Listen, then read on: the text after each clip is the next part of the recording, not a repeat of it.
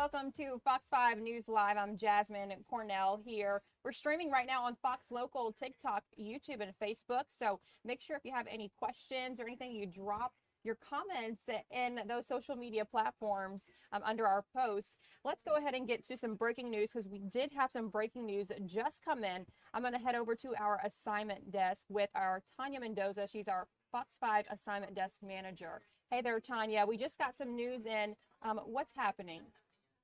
Yes, that's right. We heard some activity on the scanner earlier where we thought there was a shooting over in the Decatur area near Wallingford Drive in Decatur. What we have found out, and I just got an email from the police department who said they're looking into a possible shooting in the area, and the school system who we reached out to because there was a school in the area said that there was something that took place near an AutoZone. That a male may have been shot at near an AutoZone in that area, and he ran down the street to call 911. So that is what's working right now. Our helicopter is there. I'm not sure if you see it right now, but our helicopter is there, and there is a crime scene. So we're working on that, and we have photographer Eric Len on the way. He'll have an update as soon as we get more information. Okay, and yes, we are. I'm looking forward to getting more information on this situation here, this breaking situation. We know, as Tanya said, DeKalb police are responding to a shooting there. Right now, our banner website is down, so I can't throw up a headline for you just yet. Hopefully, we can get that fixed. But Tanya, we will continue to follow the story. I know you all will at the desk. Can you talk about the Oakville Road shooting as well? Because that happened a little bit earlier this morning. Yeah, that also happened in DeKalb County. So basically, around 3:25 a.m. this morning, DeKalb County Police responded to the 3500 block of Oakville Road. Police responded to a condo complex where they found a man who was dead outside and a woman shot inside a unit. Authorities believe the man shot the female victim before turning the gun on himself.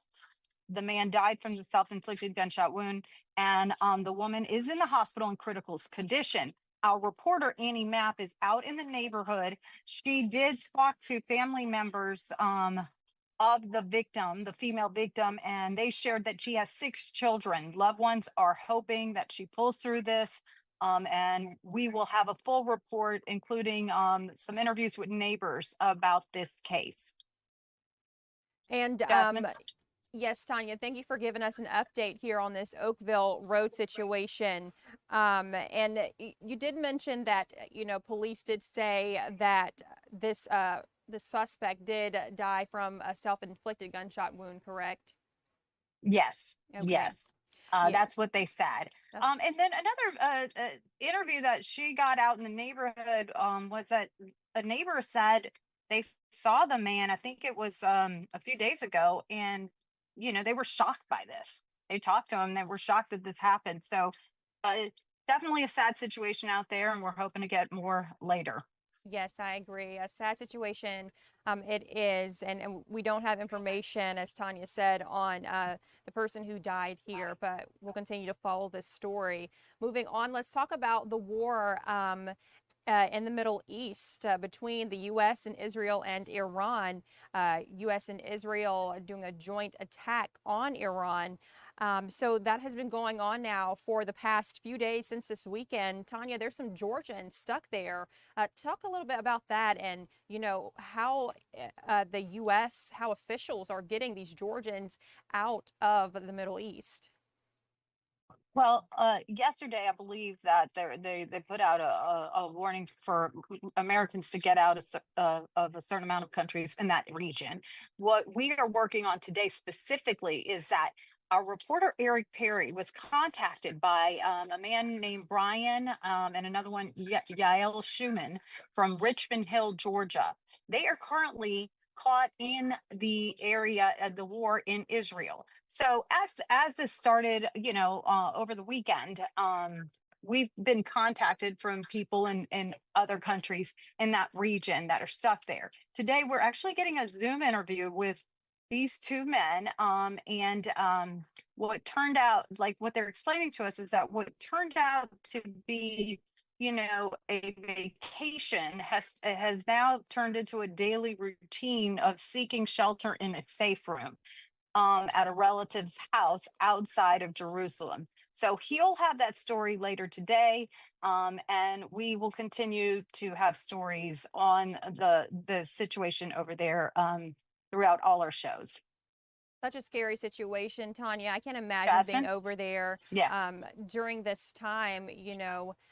Like you said, it started out as a vacation. You're just going there to have fun or, to spend time with loved ones, whatever the reason is that they went there. They went there for a vacation, and they got stuck in the Middle East after this conflict broke out. So I'm looking forward to hearing their account of what's going on over there, and also just wishing and hoping that they make it back here to the United States safely.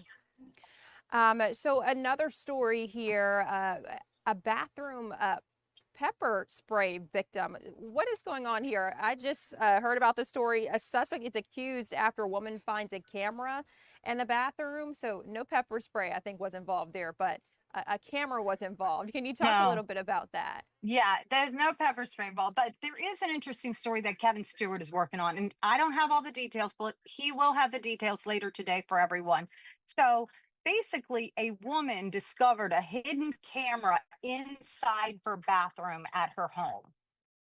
So imagine being home and finding that in your bathroom. Now, what I need details from Kevin on are who put the camera there, and what we do know is that the person that put the camera there was arrested and has a lengthy rap sheet, is what Kevin Stewart is saying, including maybe some previous charges of putting a camera inside a dressing room or bathroom at a Target. So, like I said, I don't have all the details. I'm waiting for Kevin to give me more. We're all sitting here wanting to know more about this story and to inform the community. I believe it's in either Harrison or Carroll County, but we'll have all those details later today. Wait a minute, Tanya. That is absolutely crazy. A bathroom and her camera in her home. I'm sorry, a camera in her bathroom in her home. Excuse me. Um, yeah, I'm interested in the story too. I'm at a loss of words because how did this even happen? And that's something actually I'm afraid of when I go stay at Airbnbs or, in homes that aren't mine. I can definitely looking forward to hearing more about this situation. Um, Now let's move on to a lighter story, and I know you're excited about this. I did listen to Lady Gaga's Abracadabra song. Okay, it's a great Yeah. song. So she's here in the Atlanta area today and tomorrow. Let us know about this.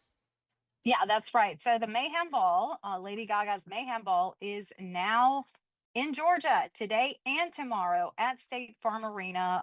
The concert will kick off, and doors open at 7. The show starts at 8. There is no opening act for everybody going, but there will be some classical music played before until she starts. So people can enjoy that. What I do want to mention is that State Farm Arena has posted on their Instagram a few little notes for people going to the concert, what type of bag you can bring in. They want to remind everyone their policies and that they're cashless. They also had a little something about basically, this is interesting, at 4:30 tonight, starting at 4:30, Centennial Olympic Park Drive, through the end of the show today and tomorrow, people can go outside and do some shopping for all their Mayhem merchandise. So that's pretty cool. Other locations around the stadium are having either pre-concert kind of tailgates or parties, and other spots throughout Atlanta are doing post-concert parties. So a lot of buzz because of the concert and the pop icon in town.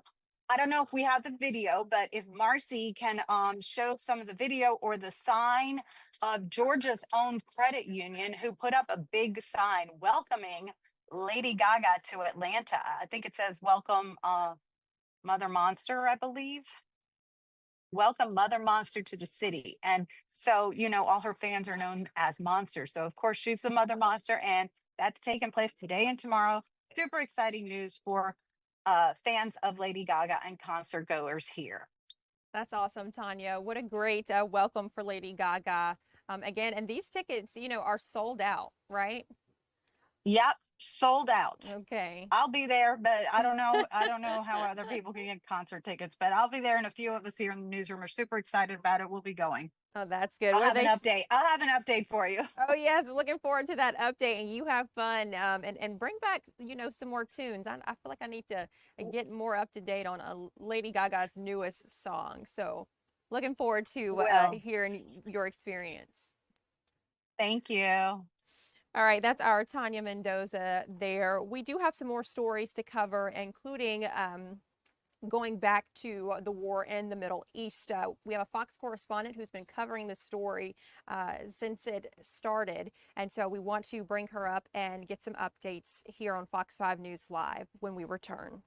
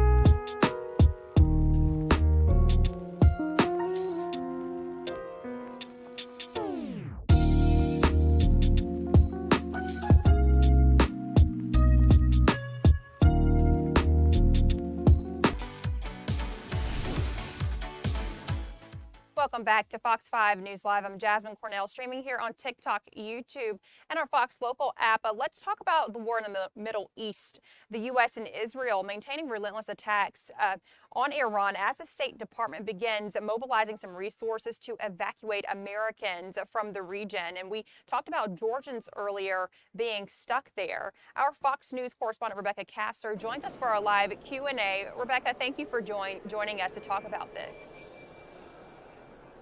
Now, Rebecca, you're welcome, Jasmine. My first question for you, the Pentagon gave its second briefing today on this situation on Operation Epic Fury. What did Secretary Pete Hegseth have to say about their mission to ramp up? Yes, so Secretary Pete Hegseth made clear the U.S. is accelerating this war. He says more bombers and fighter jets are arriving in the region today, and that the U.S. and Israel will soon have complete control of the skies over Iran. He also confirmed an American submarine sunk a powerful Iranian warship off the coast of Sri Lanka. This is the first time the U.S. has sunk an enemy warship with a torpedo since World War II. Central Command has video of it online. It's pretty remarkable. So, Jasmine, this is an operation that will go down in the history books, and the Pentagon says it's far from over. And now we also know that you're on Capitol Hill, where the Senate plans to take a war powers vote today. How does that impact President Trump, and what can we expect from that vote? Yeah, so Jasmine, we are not expecting it to get enough support to move forward. Democrats are the ones trying to rein in the president here. Nearly all of them, except for Pennsylvania Senator John Fetterman, are expected to support the war powers resolution. But again, we do not anticipate enough Republicans to join them to move this forward. So this vote is largely symbolic. Even if it did somehow make it to the president's desk, Trump would veto it. So this is more about putting lawmakers on the record on this war, and you bet both parties will use it for oppo messaging during the midterms. And Rebecca, one last question for you about the slain leader's son. So he seems to be, emerging as a front runner to succeed the supreme leader there in Iran. What can you tell us about that? Yeah, so this was something that analysts were largely expecting. His name is Mojtaba Khamenei, and there were even Iranian media reports this morning that he was already elected. But the Iranian deputy foreign minister said on a U.S. network this morning that a new leader has not been chosen. So this is just another example of the propaganda we have to sift through here and the mixed messaging. The international community is watching this closely, and Israel has already come out and said whoever is selected as the new supreme leader will become an immediate target for elimination. So possibly another reason the deputy foreign minister of Iran doesn't want to confirm if they've selected a new supreme leader or not. Got it. Rebecca, thank you so much for answering our questions this afternoon on this situation. We'll let you get back to gathering some news and see you later. That's our Rebecca Castor there on Capitol Hill discussing the conflict between the U.S. and Israel and between the U.S./Israel and Iran. And before we head to our next story here, just want to give you some major developments that we're following. So a U.S. submarine sank an Iranian warship in international waters. This happened on Wednesday, happened today, according to Secretary Pete Hegseth. In addition to striking Tehran, Israel hit Iranian-backed militant group as well in Lebanon, while Iran fired on Kuwait and Israel. And now, as the conflict spiraled, Turkey said NATO defenses intercepted a ballistic missile launch from Iran before it entered Turkey's airspace. Now, remember, again, we heard from Hegseth earlier today. He also said more forces will be arriving in the Middle East, adding that the U.S. will take all the time we need to make sure that we succeed, quote. And he's quoted saying that we'll take all the time we need to make sure that we succeed. And we also know that oil prices have soared as a result of this, following these Iranian attacks on traffic through the Strait of Hormuz. And global stock markets have been hammered over worries that the spike in oil prices may grind down the world economy. U.S. stocks appeared steadier at today's opening. So, we know that this is impacting many industries and impacting Americans as well. We mentioned the Georgians stuck in the Middle East, and we also know that the Pentagon released the identities of the American soldiers killed by an Iranian drone strike, and it was 4 of 6 of them that have been identified. So. And I read a little bit about these soldiers. They're being praised for the good work that they've done, rightfully so, and their family members are just speaking out. Such a sad situation here that we're seeing this war play out, and it's resulting in the deaths of people, of kids, of family members. So we'll continue to follow this story here and move on to a lighter story now. So let's talk about something a little bit different here. The St. Patrick's Day Parade is coming up. It's happening soon, so get ready to paint Midtown green, guys. That St. Patrick's Day is a little more than a week away. It's the longest running public event in Atlanta's history, bringing thousands of people to the area to celebrate Irish culture and community. And the parade is free, and it's organized by the Irish Network Atlanta. So we have former president and member Jessica Thompson here. She's joining us live to talk more about this event. Jessica, thank you for joining us. Hi, thanks for having me. Now, I'm not from the Atlanta area, so can you share a little more information about the history of this parade? Absolutely, yeah. So this is the 142nd year of the Atlanta St. Patrick's Parade. It's been going on, one of the longest running events, started in 1858. And this year we're going to have over 100 parade units with typically over 3,000 people in attendance. So it's a really well attended event, and it's the only event in Atlanta that actually closes down Peachtree Street from 15th Street all the way to 5th Street. So a little over a mile, and it's happening on March 14th, starting at noon. I mean, that's incredible. Now, how did your organization become involved, like first become involved with the St. Patrick's Day Parade here? So the Irish Network Atlanta was founded in 2016, and we had an idea to bring together all the different Irish groups that were already doing so well, but we needed to bridge the gap a little bit. And we were so fortunate. I'm really proud to be able to take over the running of the St. Patrick's Parade from the Hibernian Benevolent Society of Atlanta, who were the original running organizers. So we are involved we have a parade committee. We organize fundraising, logistics, and all the things that go along to make the parade run smoothly. And it's a great, as you said, it's a free event. It's for families from all over the region come to Atlanta for this parade. And it's, I think everyone that attends the parade takes on a little bit of their Irish heritage, whether they have it or not. Everyone's Irish for the day on our parade day. Yeah, this is the longest running public event in Atlanta's history. Tell us how this parade has evolved over the years. So it started off with typical Irish dancing, Irish music, but it's really changed into a super family-friendly event where we have high school students, we have children. My children included will be in the parade, which is really special for me. I moved from Ireland to Atlanta in 2012, so now my children are involved are on the floats with the Phoenix School of Irish Arts. There's Irish dancing. You can see on the screen right now the GAA teams. That's the Gaelic Athletic Association. So it's really special to have so many different varieties of performers in the parade, from marching bands to bagpipes to, of course, Irish dancing, but also something a little bit more unique, like the Great Pyrenees Rescue. There's a llamas group in the parade. There's something for everyone, truly. That is so exciting. What are some of the top units to watch this year in the parade? Well, you can't miss the Idaho potato. That's our biggest and heaviest parade participant. So they'll be back this year. The other largest community parade unit will be the Burke Connolly Atlanta Irish Dance. So they typically have over 60 dancers, as well as participation from their parent members. And that's a really large one, along with the Great Pyrenees Rescue. And so I do want to know, how does this parade connect younger generations to the Irish culture?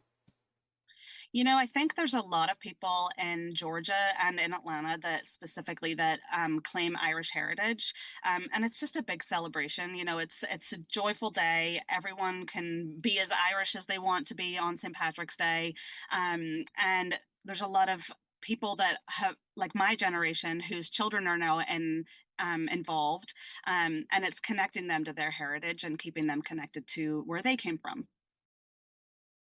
For letting us know one more time. Tell us when and where this is happening, and if there's a best spot to watch. So the parade steps off at noon from 15th Street on Peachtree, continues for about a mile down Peachtree to 5th Street. It lasts until about 1:30. Everyone is welcome. Again, it's a free event, and you can find your way into the crowds along Peachtree for the best spots. Jessica, thank you so much for joining us to talk about this parade happening a little over a week away from today. Thank you for joining us. That is Jessica Thompson with Irish Network Atlanta. Again, she's a member and former president there. Let's go ahead and talk about weather here and bring in our Jonathan Stacy. There's a live look of the Atlanta area, live look outside for you, and we're going to talk about weather, how it is. I know people are looking forward to that parade, but it's a little farther out. What's today going to look like? Well, I think we're quite lucky today because we're finally bringing back some sunshine, unlike yesterday, and temperatures are starting to reflect that warm up. So as we take a look at the numbers out and about across North Georgia on this Wednesday, some neighborhoods have already snuck into the 70s. Congratulations to you, Rome, Canton, Gainesville, Athens, Covington, Eaton, and LaGrange, along with Thomaston, already plus 70 degrees. Here in Atlanta, we're still making our way there, but we should be there in short order. Here's a look at the forecast over the next couple hours. Into the 70s we'll go, and then we'll slide down into the 60s and landing in the high 50s to kick off your Thursday morning. So here are your high temperatures for today. We'll land somewhere around 76 degrees, then 58 is what I'm calling for as we head to bed and wake up on a Thursday morning. Thursday afternoon kicks off our high temperatures that will take us to the 80s. We are soaring some 20 degrees above average for this time of the year tomorrow.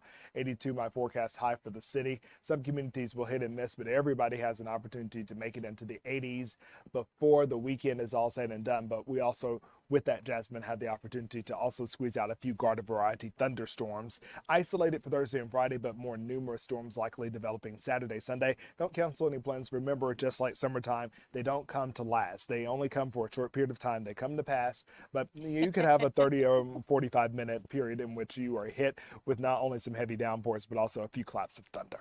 All right. Okay. So don't cancel your plans. All right. That sounds good to me. Sounds like a plan? Yes, Indeed. absolutely. Indeed. Thank you so much, Jonathan, for coming up here to share our weather forecast. Your time is at 1:28, so a little before 1:30. We're going to talk about what's trending up next.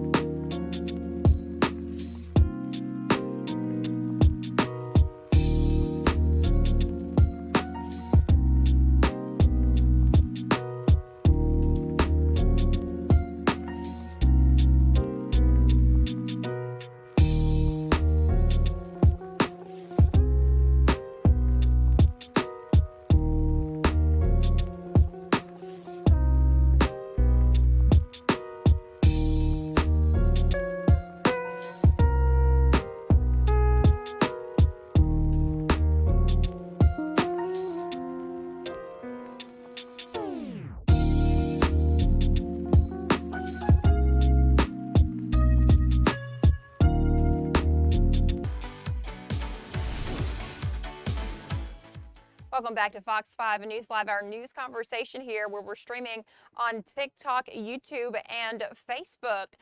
We know a lot of you guys like to talk on social media about what's happening in the community and in the country.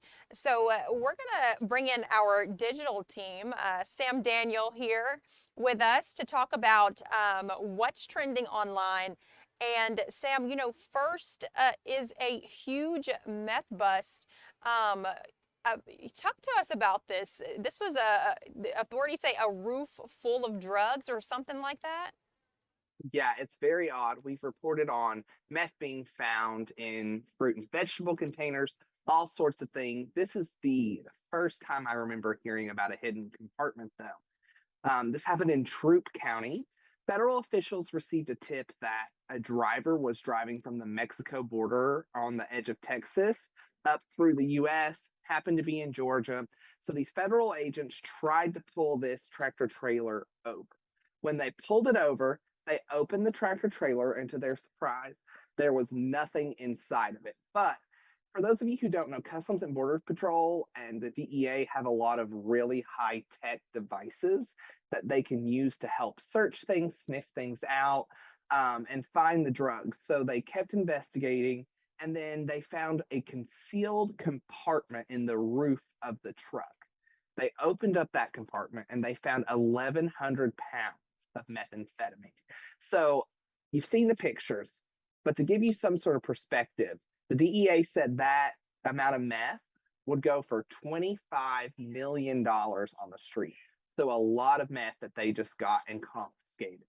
The driver is 62-year-old Pegai Daniel August. The DEA said he's been arrested, charged with drug trafficking, and the DEA said there might be some more charges to come depending on how their investigation turns out. Wow, this story is just crazy. More than a half ton of meth, Sam.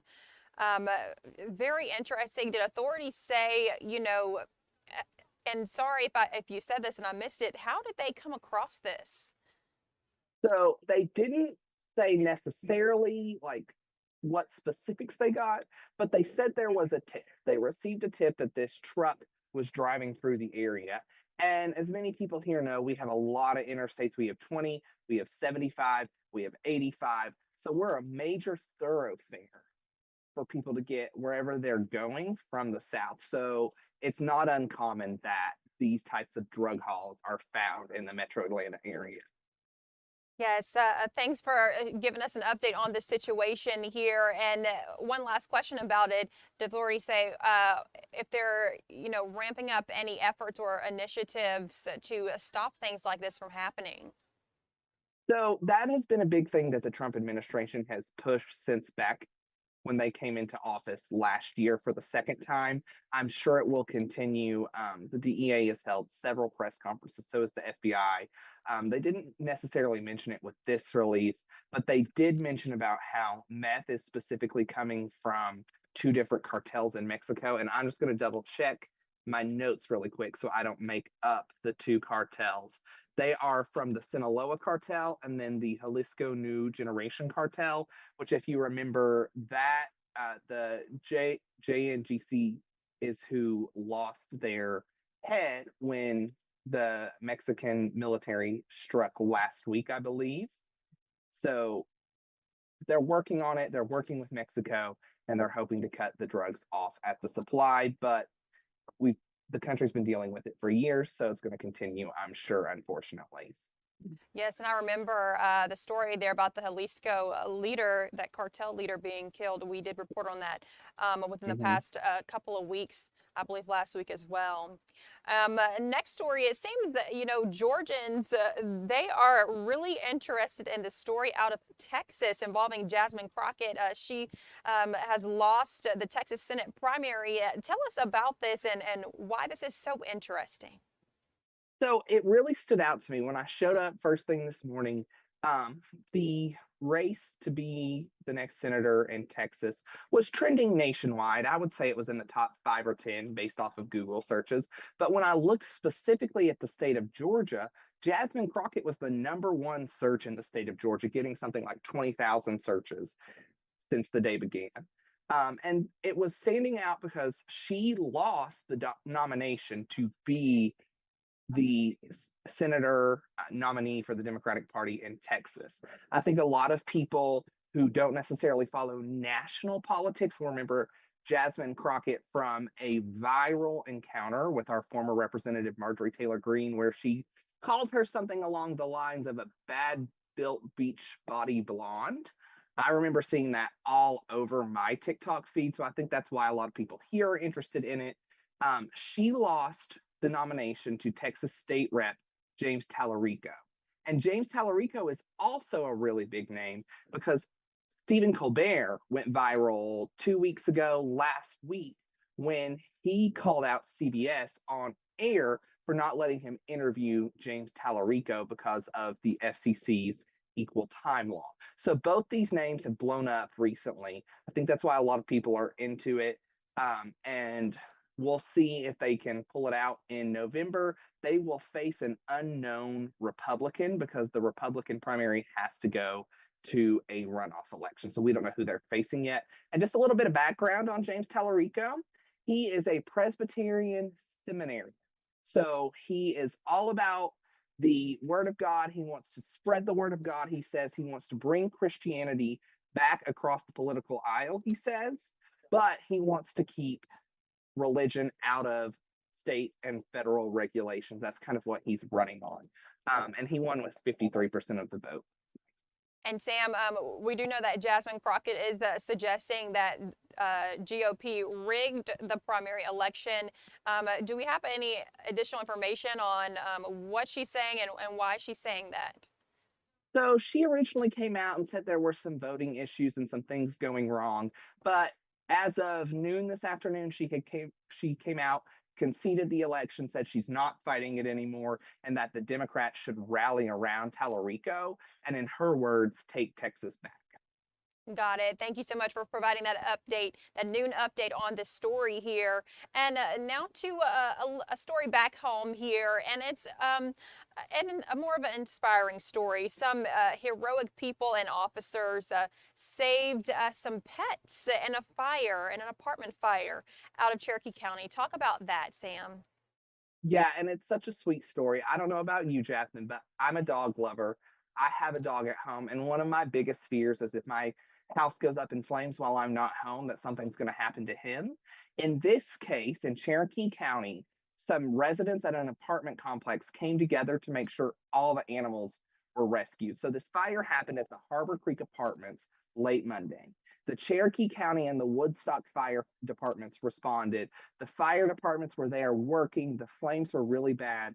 And the building, in a lot of ways, is a complete loss, according to our Denise Dillon, who was there last night talking with the residents. But they saved more than 24 pets. The people were there. They saw the flames going, but they worked with firefighters to identify every single apartment in that complex that had animals in it, and they were able to rescue more than 12 of them. There were dogs, cats, and a guinea pig that were rescued with the help of the residents. So everybody kind of came together, and it was a positive ending to a very sad story.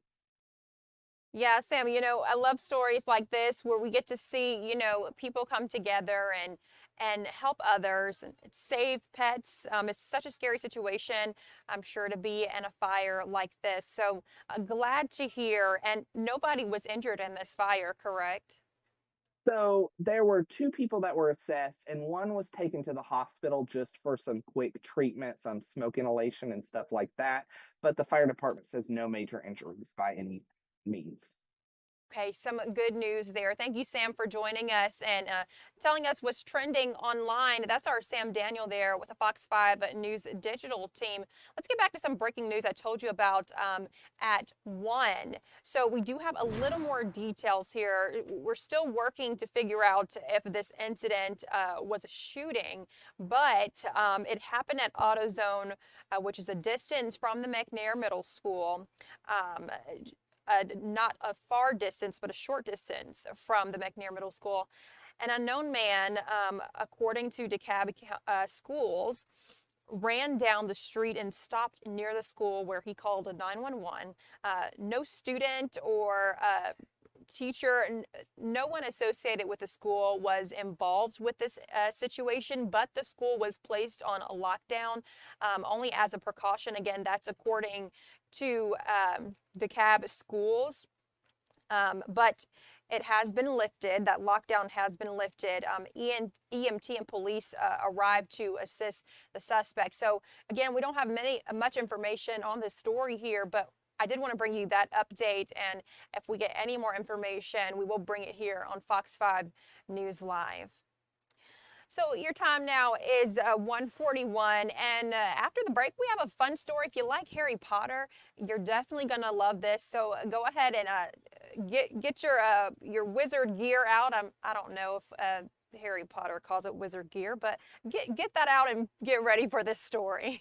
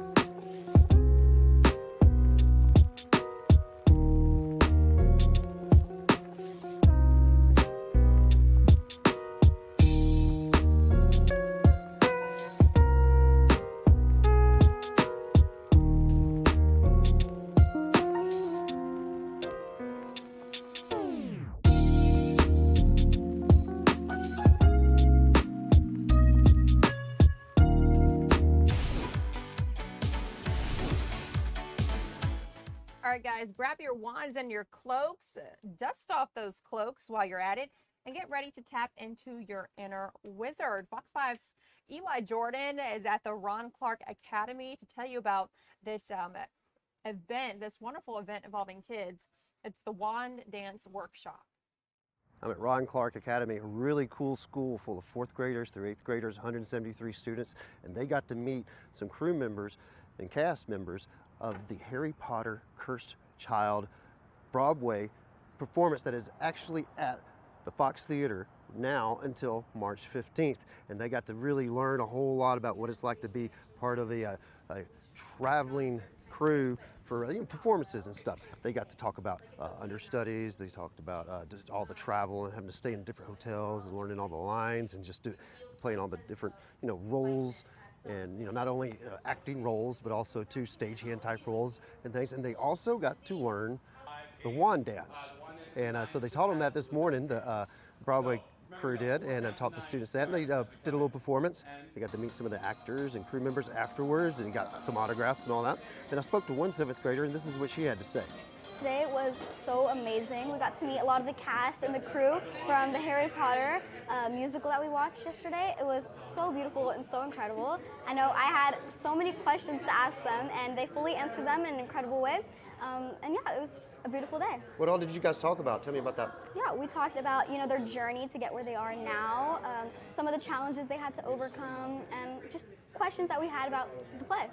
And did you find out anything new that you did not know about before? Yeah, I did not know the amount of pressure that actually goes on these actors and how they have to deal with it. I thought that was such an incredible thing to learn about different people's lives and their journeys. For me, when I was younger, I would have loved to have someone come and speak to me like this, to know that this is a viable career option. I wouldn't say it's the easiest career option, but it's definitely one that's out there that you can do, and it's nice to, I think the arts are very important in education and in the world, and the more we speak about and support the arts, the more they remain alive. Good times are had by all here at Ron Clark Academy, and remember, at the Fox until March 15th, Harry Potter and the Cursed Child is performing, so check it out if you'd like to. Back to you guys. All right, such a fun story there with our Eli Jordan. Another school-related story we have to talk about here. A new course at Atlanta's Emory University ditches regular classroom desks. Learning in Motion, Exploring Holistic Learning is what it's called. It's a college course that encourages deep discussions here, all while students are working up a sweat on stationary bikes. So let's get out to our Paul Milliken, and he has more for you on this story. Good morning again, and I have to tell you, the discussion happening behind me, it is touching my soul. It's speaking to me this morning because they are talking about things that we all deal with every day. Breaking bad habits, starting good habits. How do you create a habit or a new routine? And what does it mean to procrastinate? Oh boy, do I know the answer to that one. This is Learning in Motion, a first of its kind class at Emory University. This is a really interesting combination of physical education, of physical movement, and deep philosophical discussion. So it's learning while you are doing something for your body, mind and body connecting. It was created by these two behind me. That's Ira Bedzo in the back, and that's Julia Jarvis, who was a senior here. And it was a conversation between the two of them that created this concept. So we're going to interrupt class for a minute. Julia Jarvis, great to see you again. Great to see you. Yeah, and by the way, you're a senior, so congratulations on almost finishing this chapter. Yes, very bittersweet end. I'm sure it is, especially having just created this. So again, what was the conversation that sparked this class? Yes, I think it was just noticing that anytime I exercise or move, I come off of this experience and I'm able to think about what I learned differently. So I was sitting with Ira and we were reflecting that we both had this experience, and we're like, how can we bring this to more people when there's not needing to be a separation between our minds and our body? Like, we really want some embodied action, and how can we allow more people to understand and experience what we see to be so high? Yeah, and you're discussing things like starting routines and creating good habits while you are starting a new routine, like working out and doing something good for your body. So it's like putting ideas into motion. Exactly. If you're hearing snippets, we're talking about adding things into our calendar and how we can really start. And I think it's nice that they have this in their day like already, so that outside of a classroom they also can understand what it's like. Yeah. Do you feel like when you leave this class too, the information is much fresher in your mind because you've been moving and engaged in a different way? Totally, and I'm also associating it with this experience, which is so much more powerful than just learning it on my own. Yeah, amazing, Julia. Congratulations to you. So, Ira, I mean, how does it feel being here in this class right now and engaging students in discussion in this really unique way? Well, thank you. I really love it. One thing that I really care very much about is not teaching students about life, but how to live it well, which means having them think about who they are, who they want to become, and how to get there. That's not just having a plan or having knowledge, creating habits, identifying with those habits. So in this way, we're teaching them not only the concepts, but how the concepts play out in everyday activities like cycling. Absolutely. And I was saying before, my most vivid memory in college class is burying myself in notes, trying to take notes and trying to keep up with the professor. This totally blows that out of the window. What you're doing here is you're staying present in the moment. Right? Well, if you notice, no student is taking notes. They're listening, they're talking, they're engaged. It's a way of looking at education that's conversational and growth-oriented, as opposed to just preserving information. Yeah, and also creating community, probably bonding students and instructors in a way that wouldn't happen in a traditional classroom. So everything that we do at Emory and the Purpose Project is about relatability. How does the information relate to students' lives, and how do students relate to each other? And this is another way of doing it. Yeah, well, this is the first semester doing this. Do you foresee a good future with something like this? We're already starting to think about the class in the fall, and we want to expand it past students to anyone who's interested. Oh, can I please register, Ira? Yeah, but you have to wear a bike. Okay, well, you know what? We'll discuss that a little bit later. I guess I just talked myself into a corner, didn't I? And I'm going to have to do more biking. Again, this is Learning in Motion at Emory University, breaking boundaries and creating a new kind of learning right here in Atlanta.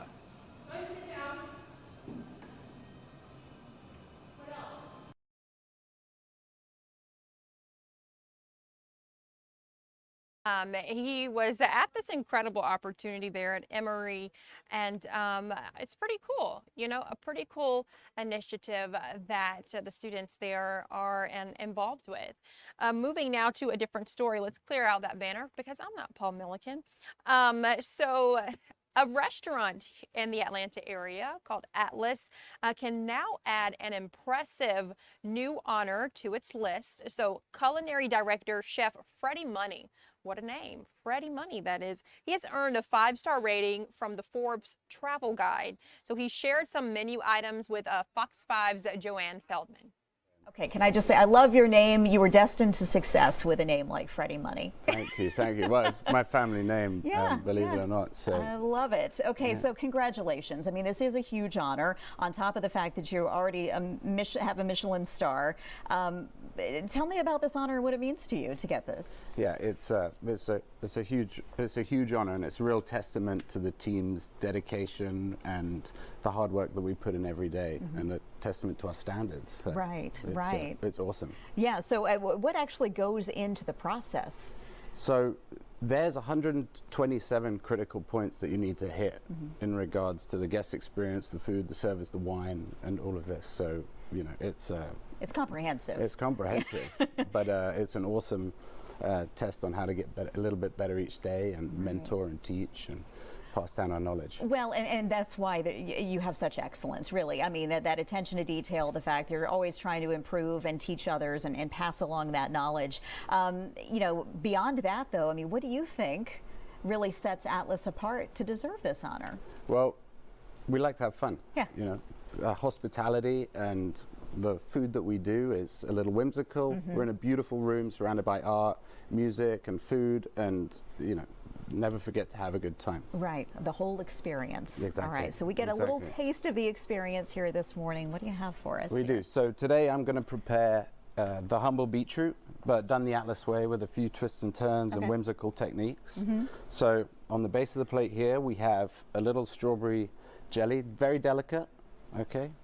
And we're going to add this smoked goat cheese. Oh, nice. Okay, so as we're building these dishes, we always think about texture and flavors, and so this dish is going to be a little sweet with the fruit, creamy with the cheese, earthy notes from these beetroots.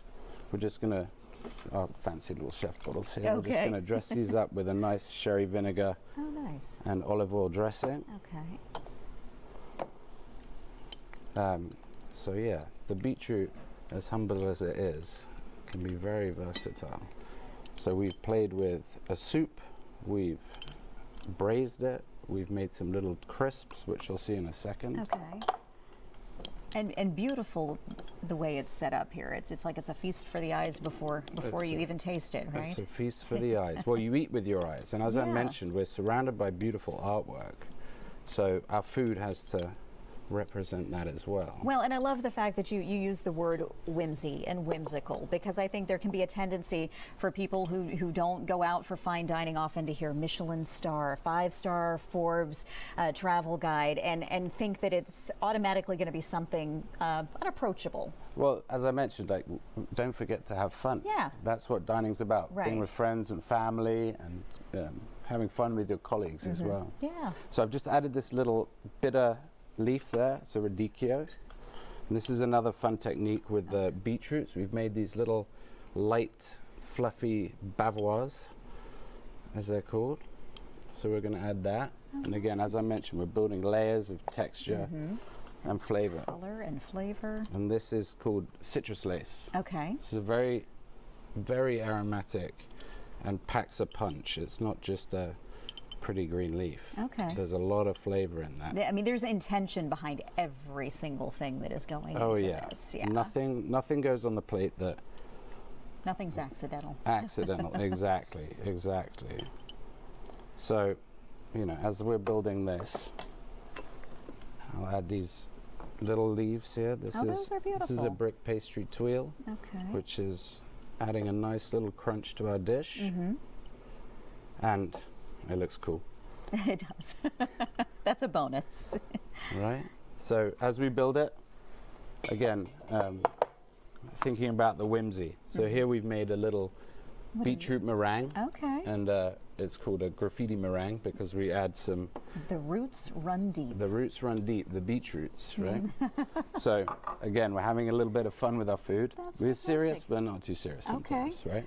All right. And on the side here, we've made a beetroot gazpacho with a little beetroot crisp. Oh my gosh. So I didn't know you could do this many things with that. That's fantastic. exactly. So again, we're taking the humble beetroot and we've put some twists and turns in it and Right. used all our fun techniques. And then to finish the dish, this is done tableside in the restaurant. We add a nitrogen frozen salad of bachelor buns. Oh, well, that's amazing. I didn't know that's what it was at first. I'm like, why am I feeling cold right now? I was expecting to feel like steam coming out. Bon. So that is our roots run deep, Oh, that's really cool. fun and whimsical salad on our menu here at Atlas. That is wonderful. So I want to be able to take a bite of this, but we're almost out of time, so we've got to get to the dessert, too. Well- This is lovely. Well, you know, this is the savory, and it would be rude not to have some sweet. So this is one of our signatures. This is a rocher. It's changed its identity over the years, but its foundations is always hazelnut and chocolate. Marriage made in heaven. Yeah. Beautiful combination. Can't go wrong with So it. this has a liquid center, and it's a mix of beautiful hazelnut, vanilla, and chocolate. Okay. I know we're out of time, but I still. What should I do first here? You can break the rules and do dessert first. That's fine. It's like he knows me. It's almost too pretty to. I bet you hear that a lot. It's just almost too beautiful to eat. Let's look at the inside of that there, Derek. You got what's going on in here before I take a bite? Always go with dessert first. You can't go wrong with that. Yeah. Oh, that's wonderful. That is Awesome. wonderful. All right. Awesome. And this. Yes? Yeah. So Okay. I got to make sure I get a little bit of everything in this one bite, correct? yeah. Smoky, savory. The longer I'm tasting it, I taste the different layers of everything you put in here. It's wonderful. Thank you very much. Thank you so very much. Oh, that looks so good. I definitely wish I was in Joanne's shoes there. She's trying that good food from Atlas, and that is Freddie Money on the screen. What a name.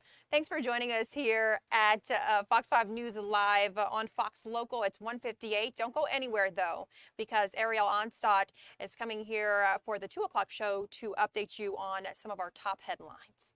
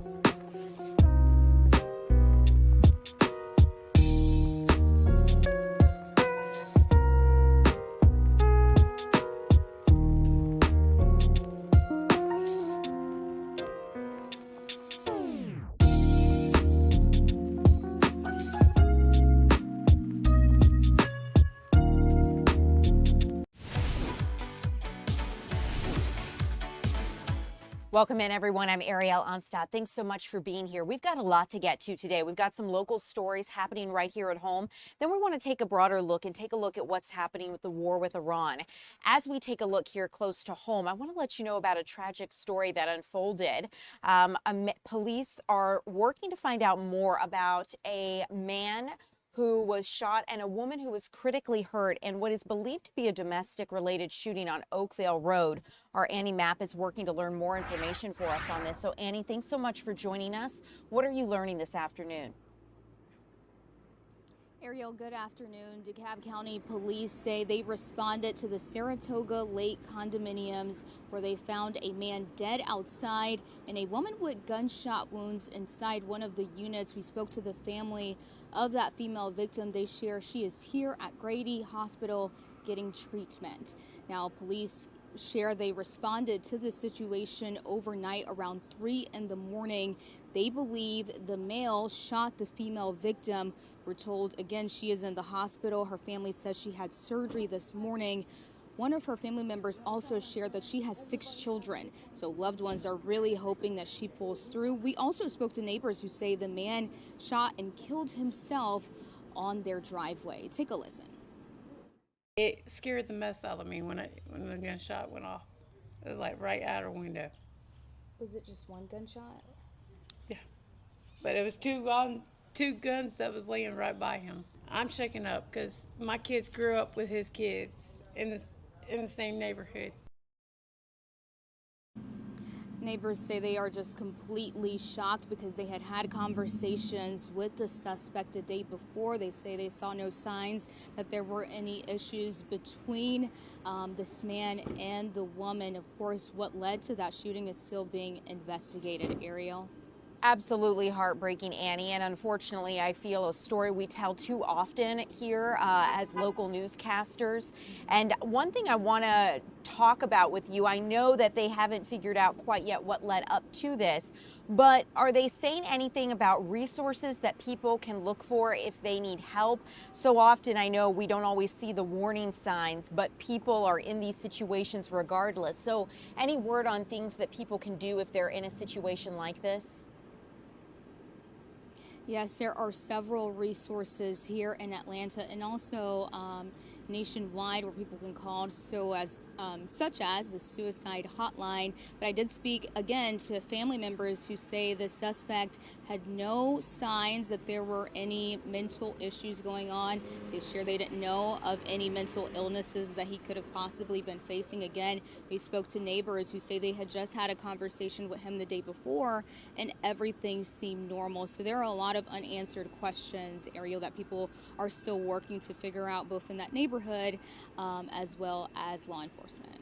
Annie Mapp, thank you so much for joining us, letting us know where the situation stands. I know you'll keep us updated as you learn any new information. As we move on, guys, very quickly, I do want to tell you, if you or someone you know is struggling with domestic violence, I'm going to read a number to you because I think it's so important that people have access to these resources. 1-800-799-7233, and that is the National Domestic Violence Hotline. Again, 1-800-799-7233. Let's switch gears here because I want to talk to you guys about a story absolutely insane. If you've not seen the video of this yet, check it out. The DEA seized $25 million in methamphetamines, and they're practically building pyramids out of the stuff. Agents seized over half a ton of meth within a tractor trailer stop during a back in Troup County. So let's talk about this because agents actually got a tip about the situation that led them to that tractor trailer. When they got to it, they found that the tractor trailer itself was empty, but it was acting as a vessel to transport those drugs. Just check it out. You could see agents pulling the drugs out on a string. Investigators say the confiscated drugs have an estimated street value of $25 million and are linked to major Mexican cartels like Sinaloa and the Jalisco New Generation cartel. A 62-year-old man was booked into jail on a drug trafficking charge, and we're working to get more information about the arrest. But so far, they've identified the driver, a 62-year-old Pegue Daniel Augusti. He's facing drug trafficking charges, and Troup County jail records indicate he was booked last Wednesday and granted a $10,000 bond.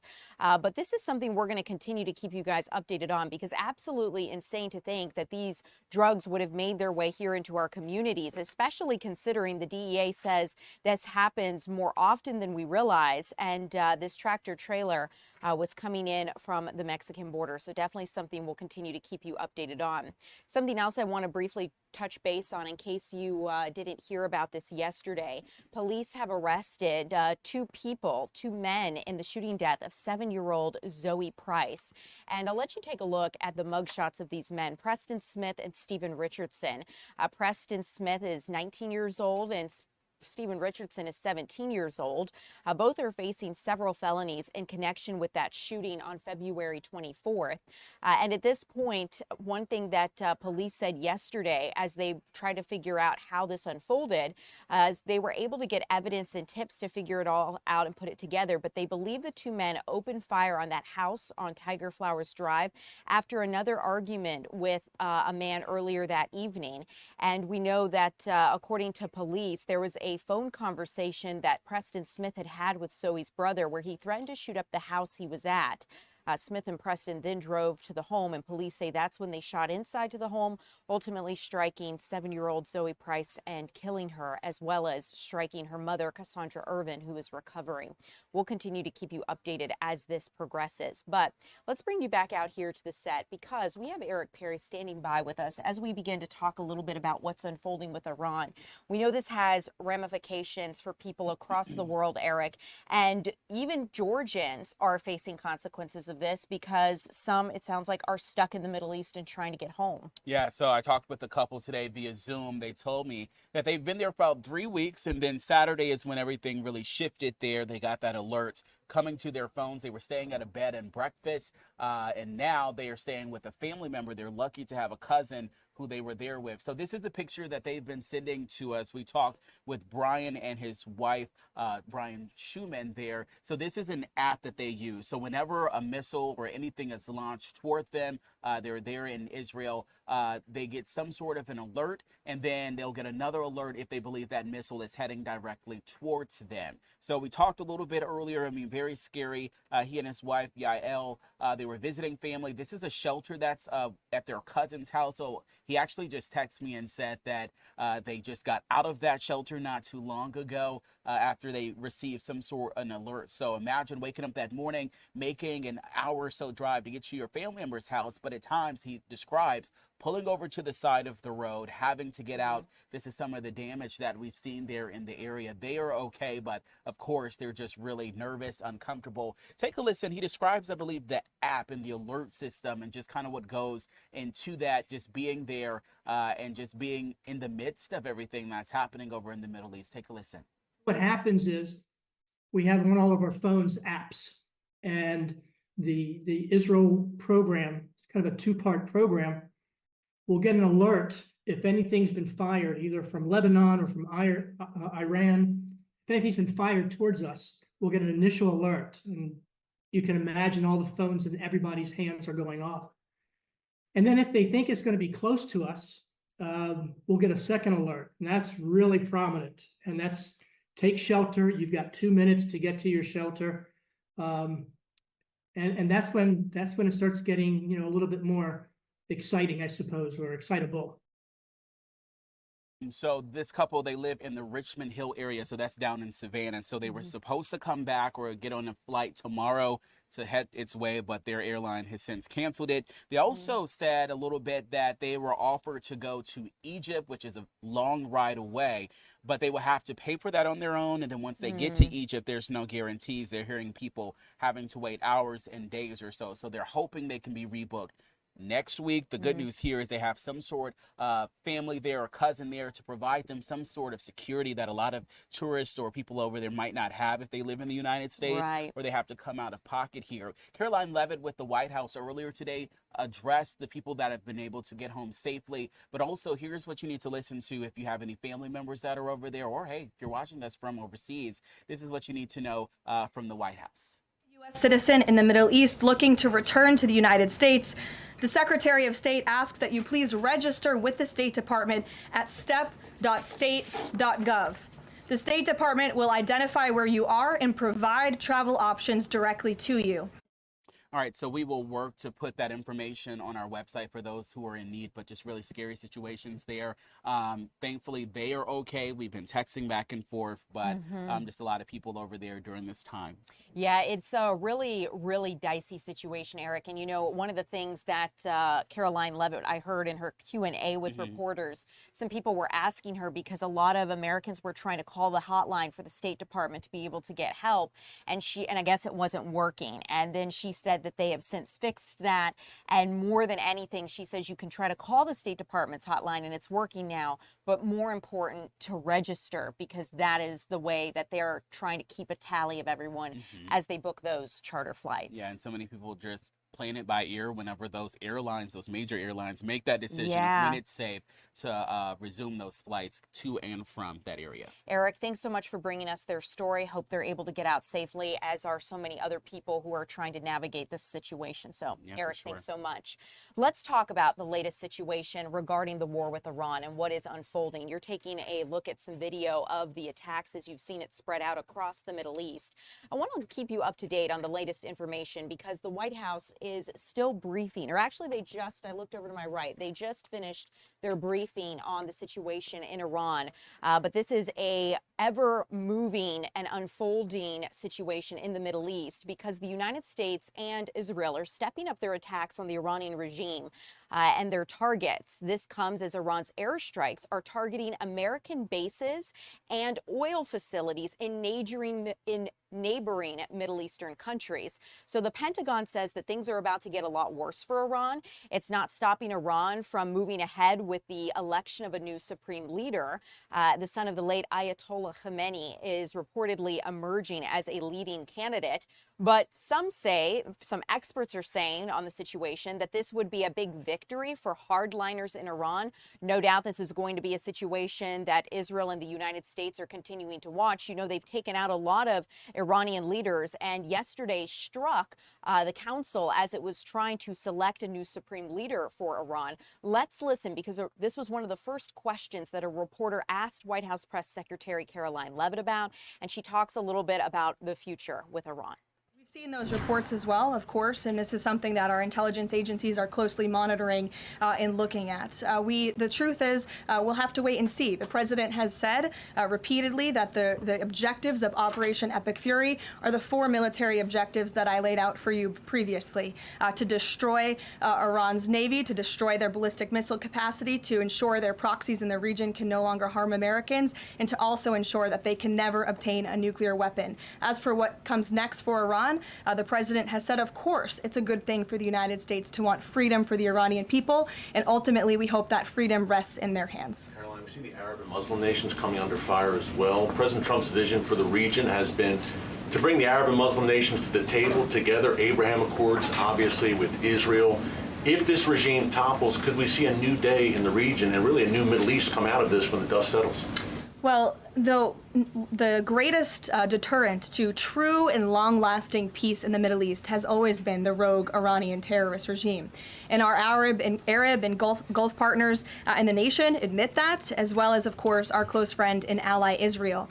We have seen all of the Arab partners in the region come together during this time on the phone with President Trump, many of them commending him for this bold and brave action to protect American troops and our bases in the region that are housed in many of these Arab and Gulf states. And I know that many of these regional partners are contributing their air defense capabilities as well: Jordan, Bahrain, Saudi Arabia, the UAE, Qatar, Kuwait, and the president continues to be engaged with all of them. Welcome. Garrett. Also have two, if you'll humor me. Axios, I think, was the first to report this morning this phone call between the president and Prime Minister Netanyahu, saying that Netanyahu had given the U.S. this information about where the Ayatollah would be and that he'd be with these deputies on Saturday. How important was that information in the president making the decision to strike where and when he did? I think it was important with respect to the timeline, but I think the president, prior to that phone call, had a good feeling that the Iranian regime was going to strike the United States assets and our personnel in the region. And the president was faced with a choice. Does the United States of America use our military and our capabilities to strike first, to take out this threat that has been threatening our country and our people for 47 years, or is he going to, as commander-in-chief, sit back and watch as the rogue Iranian regime attacks our people in the region? That's obviously an unacceptable decision. For the second choice there is unacceptable to the president, which is why he made this decision. As for where the Ayatollah was going to be, that obviously had an impact on the timeline of the operation, but not quite the president's decision in its entirety. And then on the way, we'll continue to keep you updated. You're seeing part of the White House press briefing as it unfolded just about 30 minutes ago. I want to continue to keep you guys updated. As I'm seeing here in the TikTok chat and YouTube, some of you guys are asking about whether or not Iran is a distraction from what is happening and unfolding with the Epstein files. And as we continue here at 2 o'clock, I did pull some of the video from Bill Clinton's deposition. If you've missed that and all the chaos of the situation unfolding with Iran, we're going to budget some time a little bit later here at 2 o'clock to talk about that.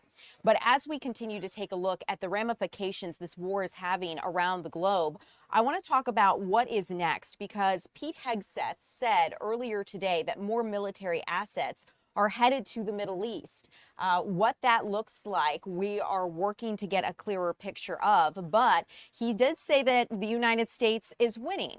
Secretary of Defense or Secretary of War Pete Hegseth says the United States and Israel now have complete control over the skies of Iran. However, he did also say he is not able, the United States and Israel are not able to control where some of those strikes from Iran land. Now, one thing I want to let you listen into is how Hegseth confirmed that an American submarine took out an Iranian vessel in international waters. The Iranian Air Force is no more, built for 1996, destroyed in 2026.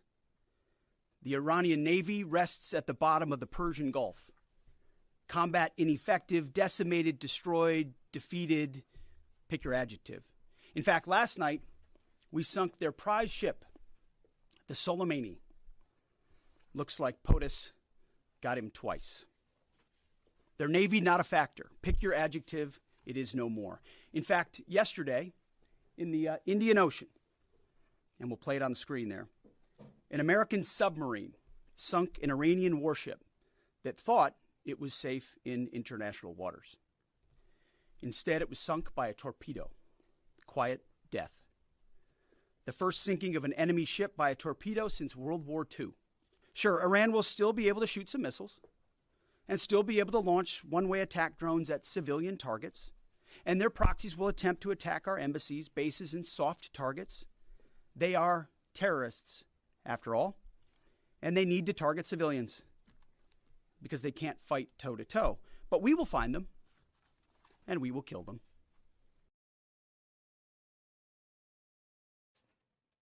Well, in the meantime, the Senate is voting at 4 o'clock this afternoon, so in just less than 2 hours, on a resolution to curb the president's powers as it relates to the conflict with Iran. Now, it gives lawmakers an opportunity to demand congressional approval before any further attacks are carried out in Iran or the Middle East. The Senate resolution and a similar bill are being voted on in the House later this week, and both of them face unlikely paths for approval, given that the Republicans control Congress, and it would almost certainly, this legislation would be vetoed even if it made it to President Trump's desk. Now let's take a listen. Senate Majority Leader Democrat Chuck Schumer spoke out just a couple hours ago on the Senate floor before the War Powers vote, and he says that Secretary of War Pete Hegseth is more interested in giving sound bites than explanations. What Hegseth said this morning is embarrassing and childish. So to anyone around here who thinks we're not at war, listen to Hegseth's press conference. It's little more than microwave cable news drivel. But what he is saying loud and clear is this: we're at war, and this administration is signaling more escalation ahead.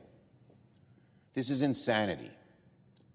Americans just spent the last 2 decades fighting and dying in the Middle East, and Pete Hegseth says we're back for more. How many parents watch their kids ship off and fight and die in Iraq and Afghanistan? How many sleepless nights did families have over the last 20 years worried about their loved ones? How many headlines did we watch over the decades of troops getting shot down, of convoys being attacked, of wounded soldiers returning home forever scarred by the horrors of war? How many billions of dollars were wasted? How much anguish and suffering and grief did America endure? And now Pete Hegseth says he'd be happy that we're going to do it all over again. He says this new war is just getting started. This is madness, and we don't even know what the administration's plan is. So we'll keep you updated as the Senate votes at 4 o'clock this afternoon on that War Powers resolution. One thing that a lot of people do seem to be concerned with is the exit strategy in Iran and the human toll this is going to cost. Take a look, because we're getting a clearer picture of the U.S. servicemen and women who were killed in this drone strike in Kuwait. And one thing to keep in mind is the Pentagon is identifying just now 4 of the 6 soldiers killed.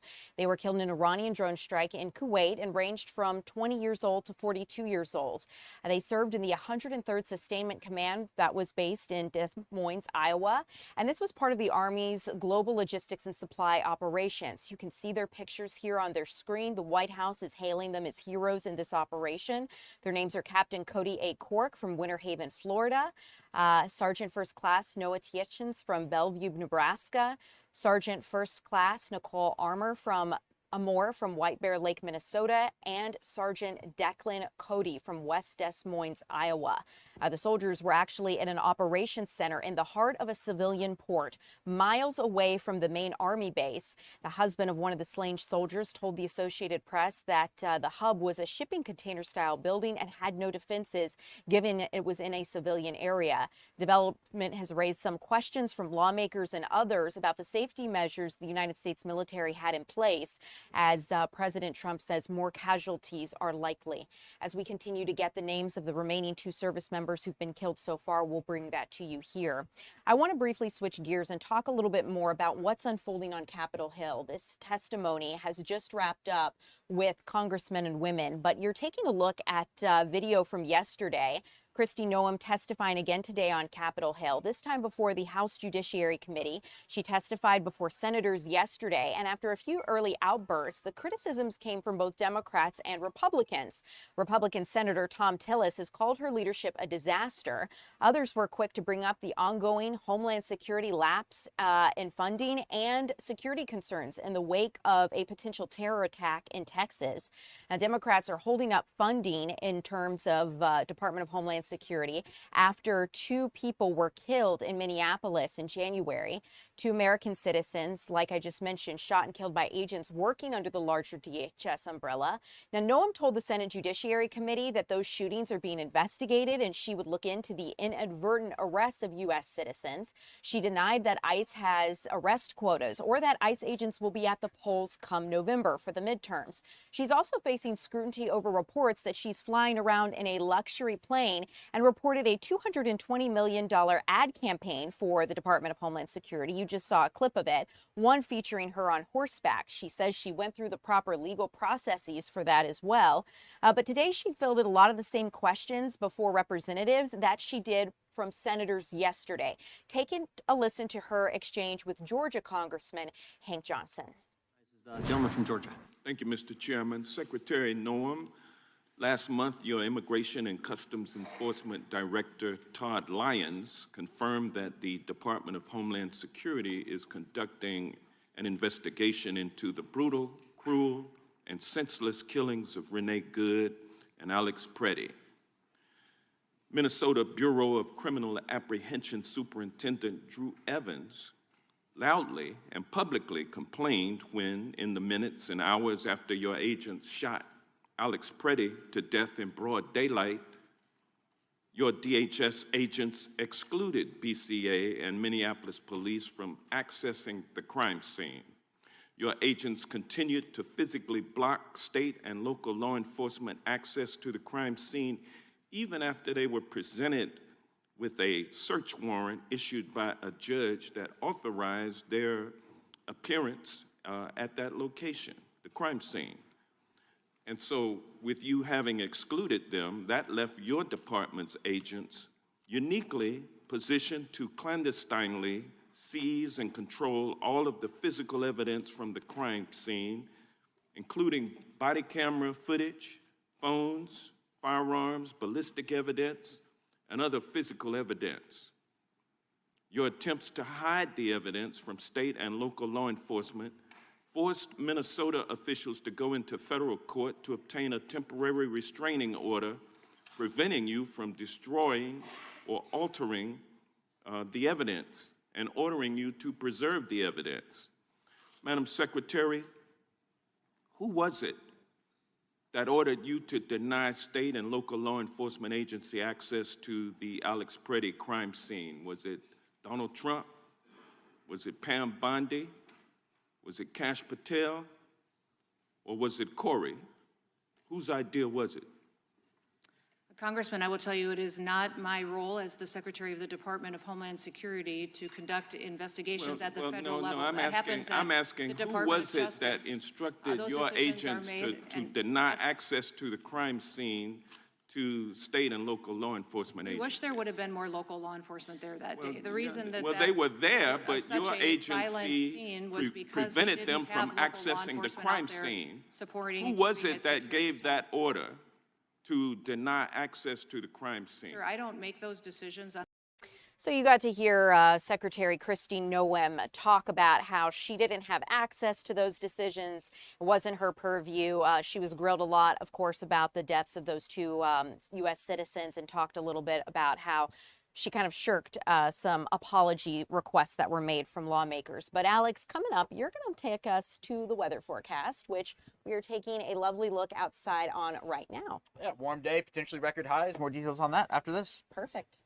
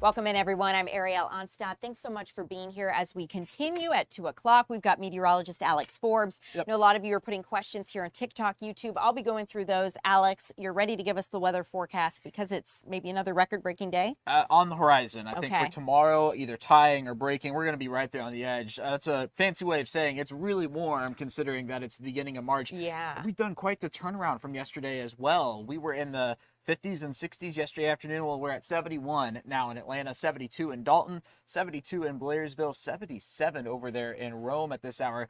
Look at this. You compare these numbers to this time yesterday. It's 18 degrees warmer in Athens and in Eatonton, 12 degrees warmer here in the city, 13 degrees warmer in Canton, and 11 degrees warmer over in Dalton. So for the remainder of the day, a mix of sun and clouds. I think we'll add a couple more degrees before the sun sets after 6 this evening. Speaking of sun setting, we are getting closer to daylight saving time. I'll have a look at those numbers here in just a moment. But first, how about this? 80 degrees for tomorrow, 82 Friday, 80 on Saturday. All three of those numbers would be forecasting to tie high records. Our average high is 62, so we are well above the norm. But I cautioned people against it yesterday, and I'll do it again today. Do not go planting stuff this weekend because we are going to be looking at the possibility, if not the likelihood, of cooler temperatures towards the back half of March. So daylight saving time Saturday morning, sun comes up at 6:58, sets at 6:39. On Sunday, it comes up not until almost 8 o'clock, but then sets after 7:30. Here's your Fox 5 Storm Team 7-day forecast. Notice we upped the rain chances a bit for Sunday. The weekend's not a washout by any stretch of the imagination, but it's almost like it's taking on a summertime pattern. It's going to look like that, even though it's not that. And the fact that we're just going to have pop-up showers and storms, it looks like on Sunday. If you do catch rain, I think it's going to last maybe an hour or so, and then the rest of the day will be dry. You see, we stay warm into the beginning of next week. I mentioned a cool down on the horizon. I would suspect that, considering we're going to spend a considerable amount of time in the 80s and we're going to see a course correction, we're going to see a round of storms at some point next week. Okay, it's just a good question to know. of when, and then we'll be back to normal, it looks like, by the back half of next week. Well, Alex, Georgia always keeping us on our toes, that's for sure. When does it not? Amen. Alex, thank you so Yep. much. As we continue, guys, let's talk about something that unfolded outside of OpenAI's headquarters in San Francisco. Check out this video because protesters gathered after OpenAI signed a contract with the Department of Defense. The demonstrators are raising concerns that this agreement could enable mass surveillance of Americans. One demonstrator interviewed said this is about giving tools, technological tools to the government that's abusing its own people. And another said that they're concerned that people in positions of power are going to want to integrate these technologies before we really understand what they are and what they are capable of. So due to the increasing backlash from the deal, OpenAI, parent company of ChatGPT, has revised its contract, it says, adding explicit protections against monitoring Americans, including through commercially purchased data. Now, the updated terms state that technology can't be intentionally used for domestic surveillance and wouldn't be deployed by intelligence agencies without further approval. But people are concerned, and that's because last week, government negotiations with OpenAI's competitor Anthropic broke down after the company refused to bend its ethical safeguards. Anthropic CEO says the Trump administration wouldn't agree to not use its AI model Claude for mass surveillance or autonomous weapons. So now the Pentagon is blacklisting Claude and Anthropic, basically urging all defense contractors and agencies not to use its technology, and they're signing deals with other AI suppliers. Anthropic says it's going to challenge the Pentagon's in court once it receives formal notice of the penalties. But consumers are really responding to this news because for the first time, Anthropic's chatbot Claude has outpaced its rival ChatGPT and phone app downloads in the United States this week, signal that a lot of consumers are siding with Anthropic in its standoff with the Pentagon. So this is something we will continue to monitor. But you know, it's interesting because even Congress is struggling to regulate artificial intelligence as the AI revolution accelerates. They're trying to figure out a regulatory framework, and really more lawmakers are suggesting a hands-off approach. More businesses are adapting, but Congress isn't sure how to regulate what AI should look like. Arguing that AI can be less hype and more help by improving safety and efficiency. But the key here, the big fear, is that some Republicans on the Senate Commerce Committee are worried that American businesses are going to fall behind China in terms of how they use artificial intelligence. And while a recent hearing was supposed to highlight real-world artificial intelligence success stories, Democrats did voice concerns that any gains made from AI won't be felt by rank-and-file workers. There were also tough questions from both sides of the aisle about job losses. For now, most lawmakers are still taking a wait-and-see approach, but a new report from the International Monetary Fund shows about 60% of overall jobs are exposed to the impacts of AI. Now, the IMF, International Monetary Fund, huge organization, and they say, like I just mentioned, 60% of overall jobs are exposed to the impacts of artificial intelligence. So pretty significant there. As we continue, coming up, we're going to check in with our Doug Evans on a story dealing with some internet crimes. That's straight ahead.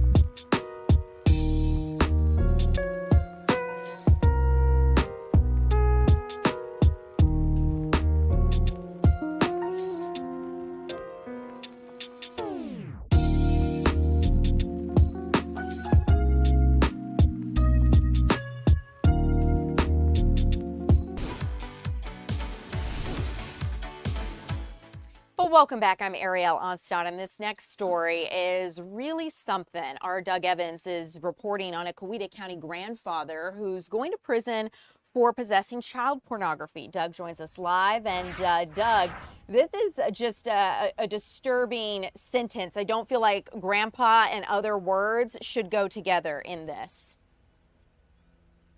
Yeah, I remember doing this story for Fox 5, Ariel, back in 2024. We had body cam video of the arrest of Craig Jacobson, who was then 51 years old, described by the Coweta County Sheriff's Office as a grandfather, which kind of belies the charges and the investigation involving him at the time. And this case came to the Coweta County Sheriff's Office from the National Center for Missing and Exploited Children, who noted suspicious activity on his electronic devices. And when they investigated, they found that he was in possession of child pornography. Well, he's now pled guilty in Coweta County Court, pleading guilty to 5 counts of child pornography, videos, the prosecutor told me, involving children. In fact, they loosely described some of the videos.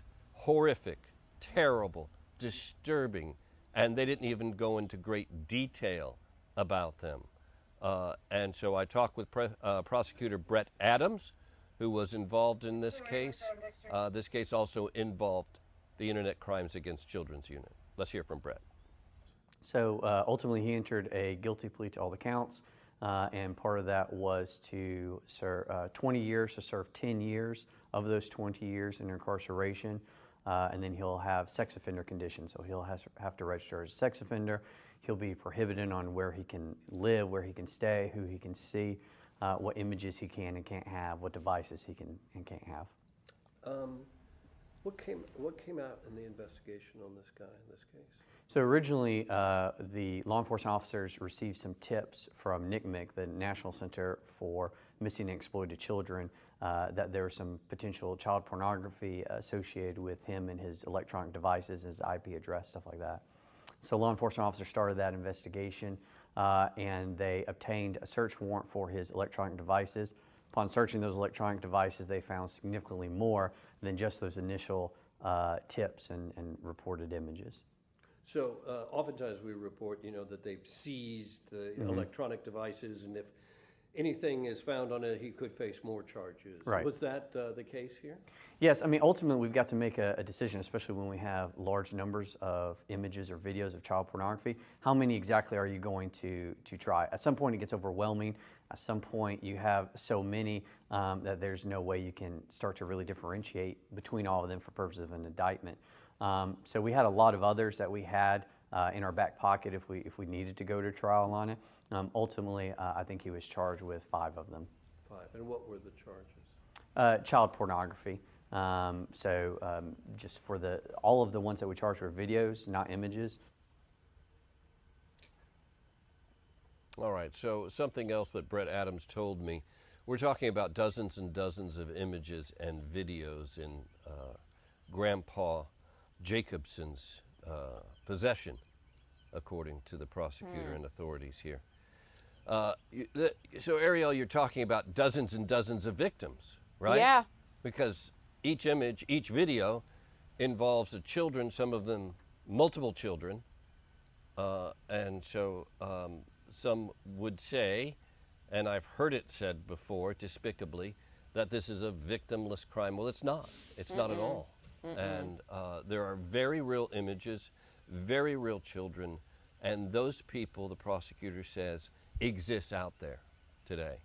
Nobody local that they know of. So I guess if there's good news in it, that's the case here in terms of local children. Doug, I'm curious. So he pled guilty. Do we know of any further details on sentencing or what his life might look like as a result of this?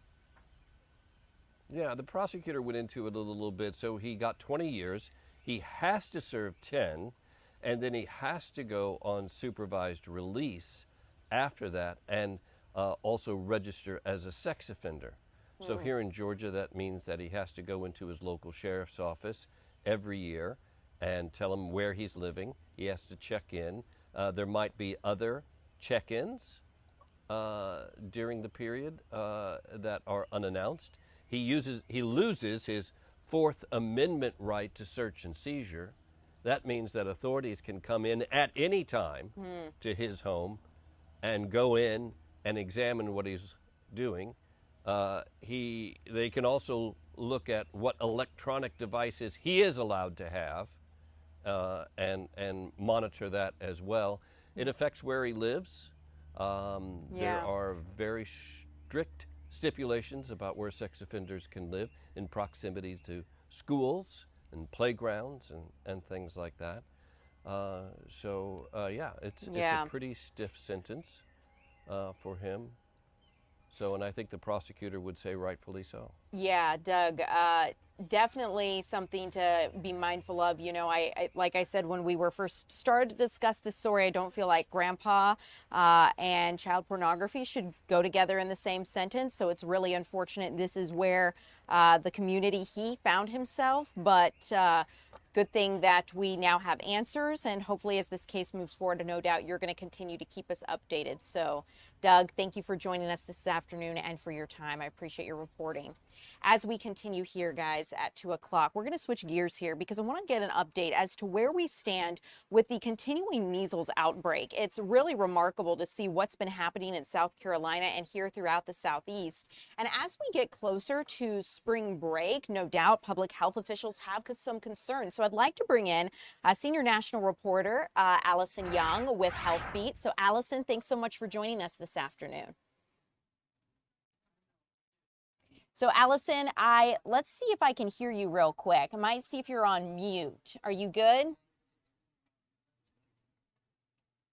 There we go. Can you hear me now? Yes, we got you. Perfect. Awesome. The dreaded mute. Amen. It gets the best of us. So as you've done your reporting on this story, tell us where we stand with the current measles outbreak. For those who are unfamiliar, what's it looking like regionally and nationally?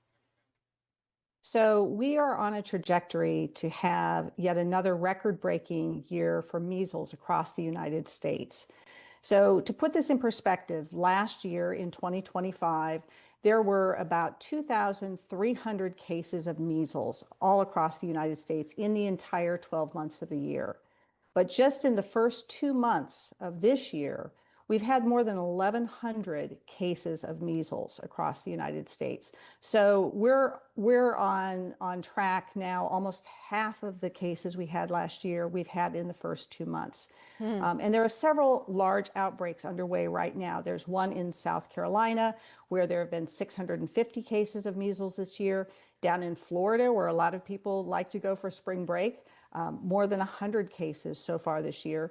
Utah, 150 cases, and there are about 24 states, including in Georgia, that have had at least a few cases of measles this year.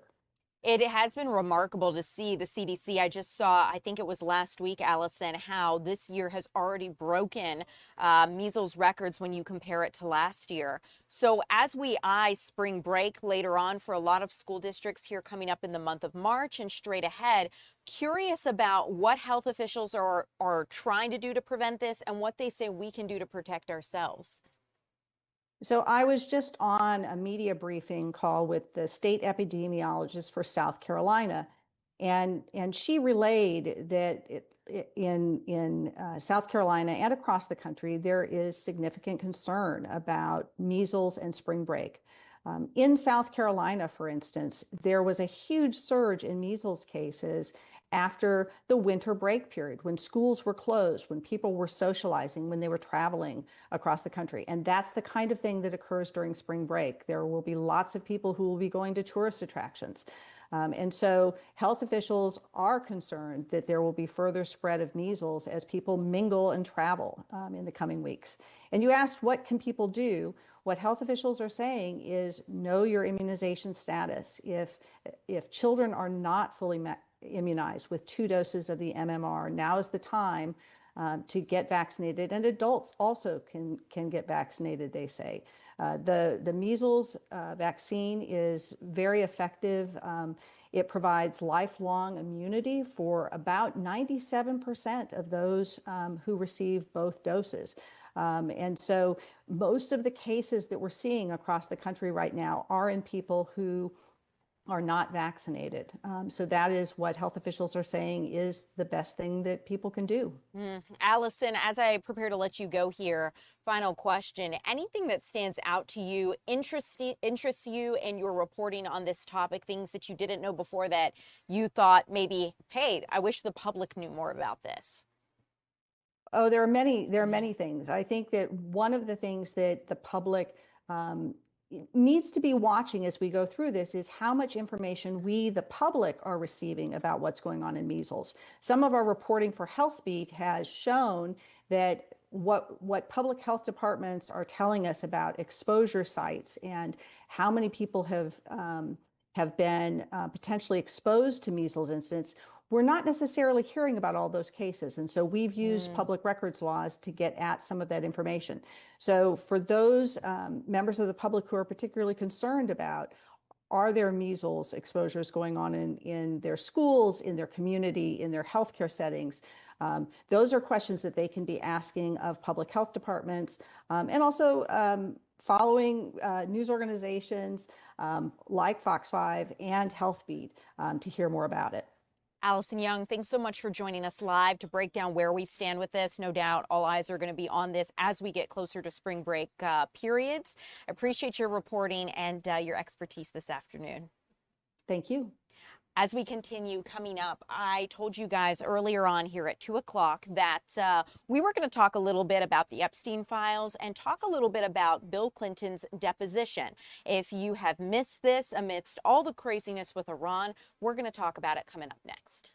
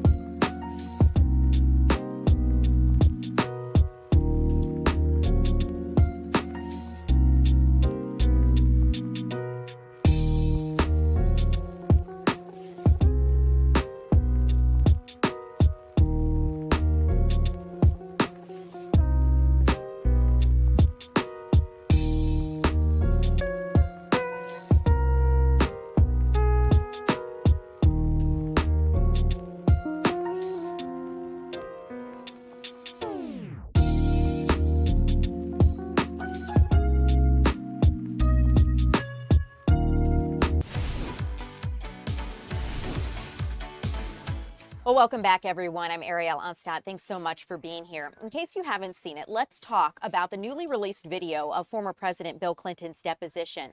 He testified before lawmakers on what he knew regarding Jeffrey Epstein, and he testified under oath for 6 hours in New York before Republicans on the House Oversight Committee. Former Secretary of State Hillary Clinton also testified Thursday, and before Democrats on the Oversight Committee. And they are saying they really want this to set the stage for President Trump to come in and answer questions next. Both the Clintons and President Trump deny any wrongdoing connected with Epstein and his sex crimes. The former president, Bill Clinton, told lawmakers that he did not know or have sex with the women that he was photographed with, in a jacuzzi. And the photo in the so-called Epstein files that have been released by the Justice Department, Clinton has maintained his innocence. In his opening statement, he said he saw nothing and did nothing wrong. The big key here is that lawmakers are debating on whether to call additional witnesses in this case based on the testimony that they're listening to. We have a little bit of time, so in case you haven't gotten a chance to watch it, let's dip into some video from when former President Bill Clinton testified. And to be clear, do you have any reason to believe that you may have met Mr. Epstein prior to becoming president of the United States? Before I became president, no.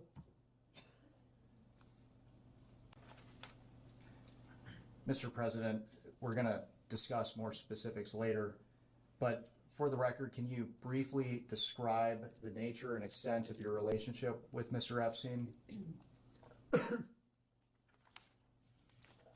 Well,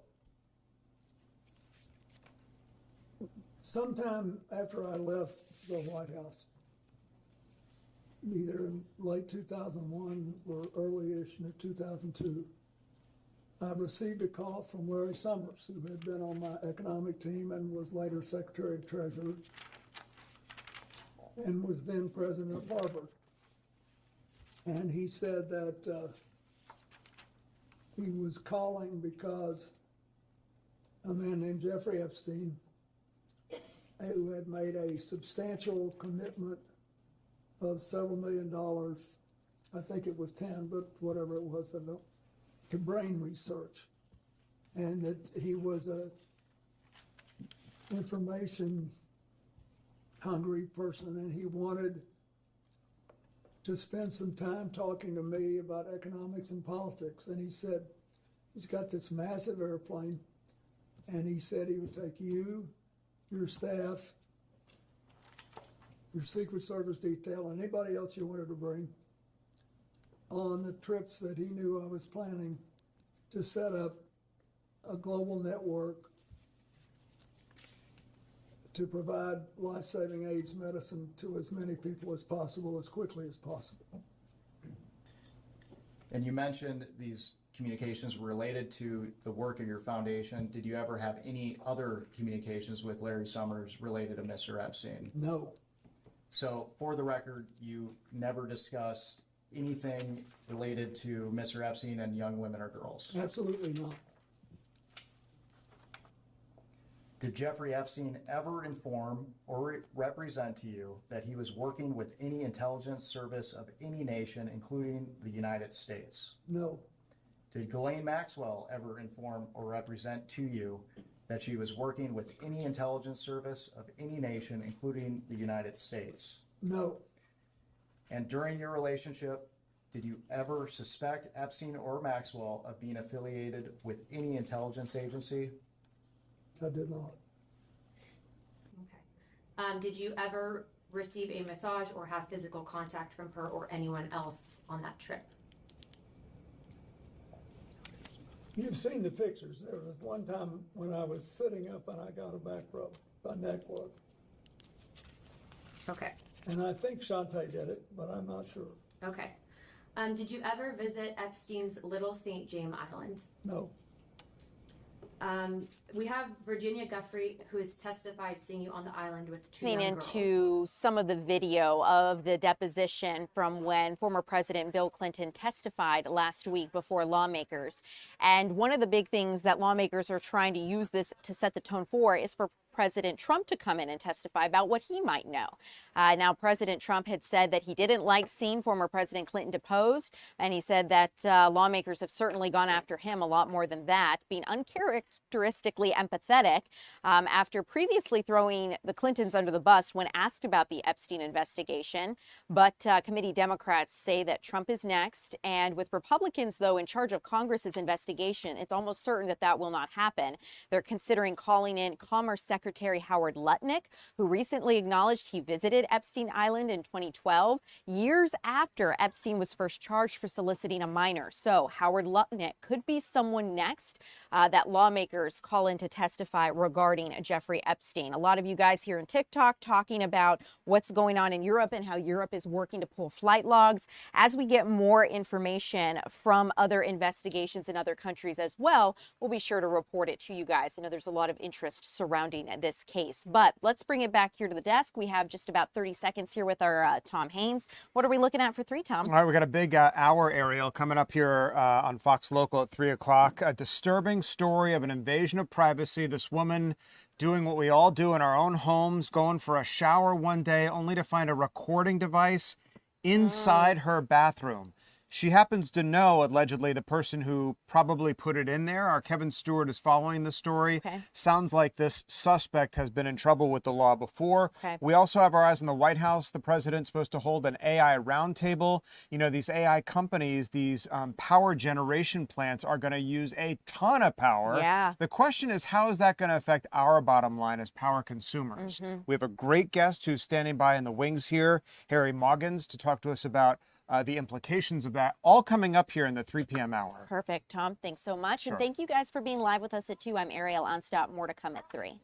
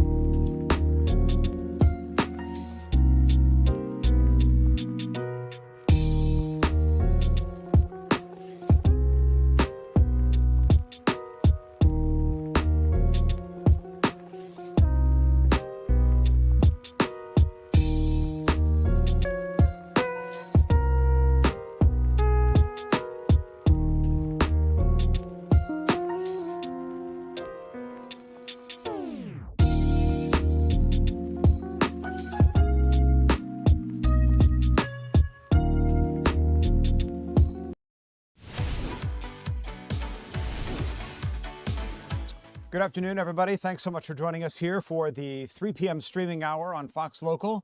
I'm your host, Tom Haynes. We're so glad you're with us this afternoon as we have a lot unfolding here that we have to get to today to bring you up to date on what's going on. We have our eyes on the White House this afternoon, where President Trump is about to participate in a roundtable concerning power use of these AI plants and passing that cost along to you and me, the consumers. How is that all going to play out? The president mentioned it in his State of the Union address.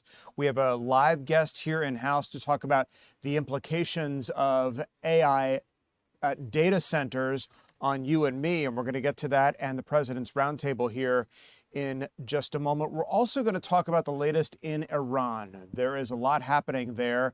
There's a power struggle happening as to who is going to take over the government, who the United States sees as the next logical leadership team, somebody who can cooperate with the United States, and the fallout of travel, both here in the United States and across Europe, evacuating certain countries. The State Department is recommending to do so. We're going to touch on that and exactly what countries we're talking about. And the notice from the State Department, if you have friends or loved ones overseas, that word is also going out today. But we're going to start here locally with a disturbing story, an invasion of privacy, if you will, out of Carroll County. A young woman's sense of safety in her own home violated as she discovers a recording device in her own bathroom. She may know who put it in there. Let's get out to our Kevin Stewart. Kevin, police have somebody in mind, and this person may be a repeat offender. What more do we know this afternoon? Yeah, you called it. This is definitely disturbing and unnerving for sure. The victim here, she's only 20 years old, and she was staying at her boyfriend's parents' home. I want you to take a look at the suspect. His name is Christopher Stieglitz. This is the stepbrother of the boyfriend. As I just noted, they were staying at the boyfriend's parents' home. And what we understand is that this young woman, she, as we all do, go to the bathroom, and she sat down on the toilet and she looked in front of her. There is a table in front of her, had towels, had some type of a frog on there, and it's usually all in the same place. And she noticed that frog, that ornament there, was moved away from the normal spot, and it distracted her, caught her attention. And then she looked down, and then she saw a phone flipped around, shooting at her, which alarmed her, obviously. She called her boyfriend in. They came in and they saw the recording device. He had a phone, and he was shooting the phone, towards the toilet in the shower area, and confronted his stepbrother. All in all, they ended up with an arrest. And we understand back in 2016, Stieglitz was arrested for a similar peeping incident in a public space at a Target here in Carrollton, and has since that case was adjudicated with him being taken off of parole back in 2021. Obviously, this is uncomfortable to talk about, but the woman, the victim here, she was willing to share her story. I want you to take a listen to what she had to tell me.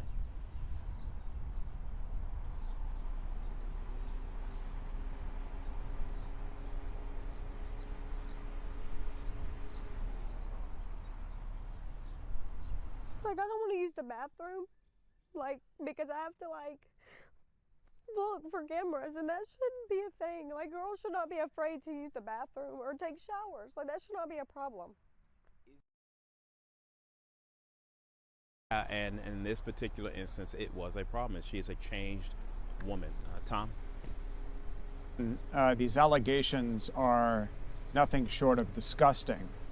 You feel like when you're in your own home, particularly in your own bathroom or bedroom or wherever this place of privacy is supposed to be in your home, that it's just that, private. As you say, this woman's sense of safety and security and privacy has been violated. So what happens next to this suspect? Obviously, he will be prosecuted and faces certain jail time if convicted.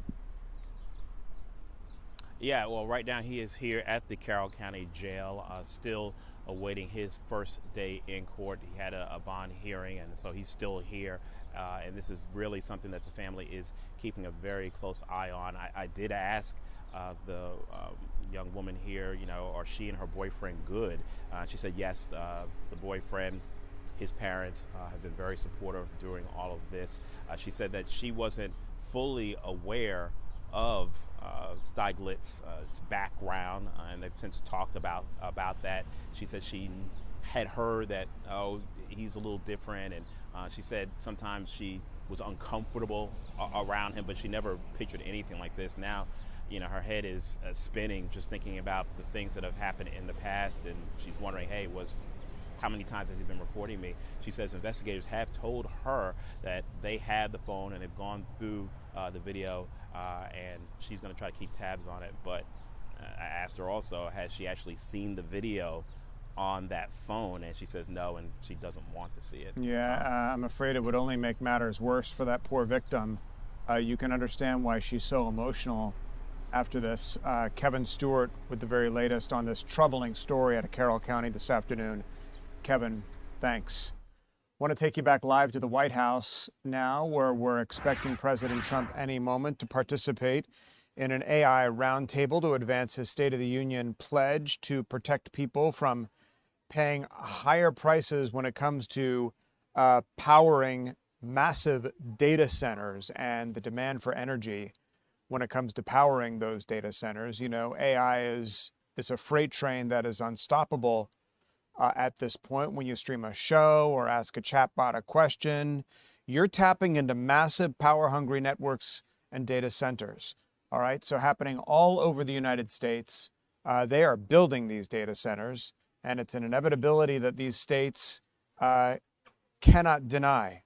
These facilities are the backbone of our digital lives, if you will, but they're also fueling a high-stakes debate over your monthly utility bill. The president unveiling ratepayer protection pledge.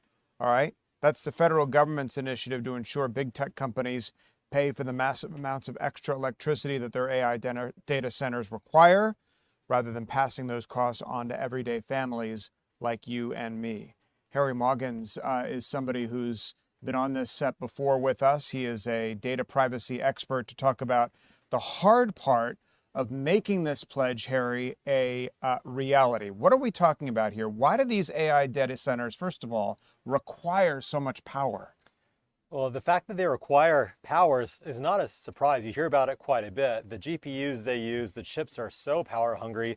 And whenever they train a model, which is happening every few weeks or every month or two, they have to go through a massive amount of power just to process that amount of data. The president unveiling this ratepayer protection pledge. Tell us how that is intended to protect the power-paying customer. You and I were talking off-set a couple of minutes ago, and you say that it's very hard for state or federal officials to regulate this data AI center space. It is. It's a pledge that Trump is signing right now. It's not a law, not a bill. So we're basically asking the AI companies to self-regulate and say they're going to cover the difference, because when they plug into the power grid, they don't get a normal bill like you or I. The power grid has to make adaptations. They have to build new infrastructure. It costs a lot of money to be able to handle that amount of load.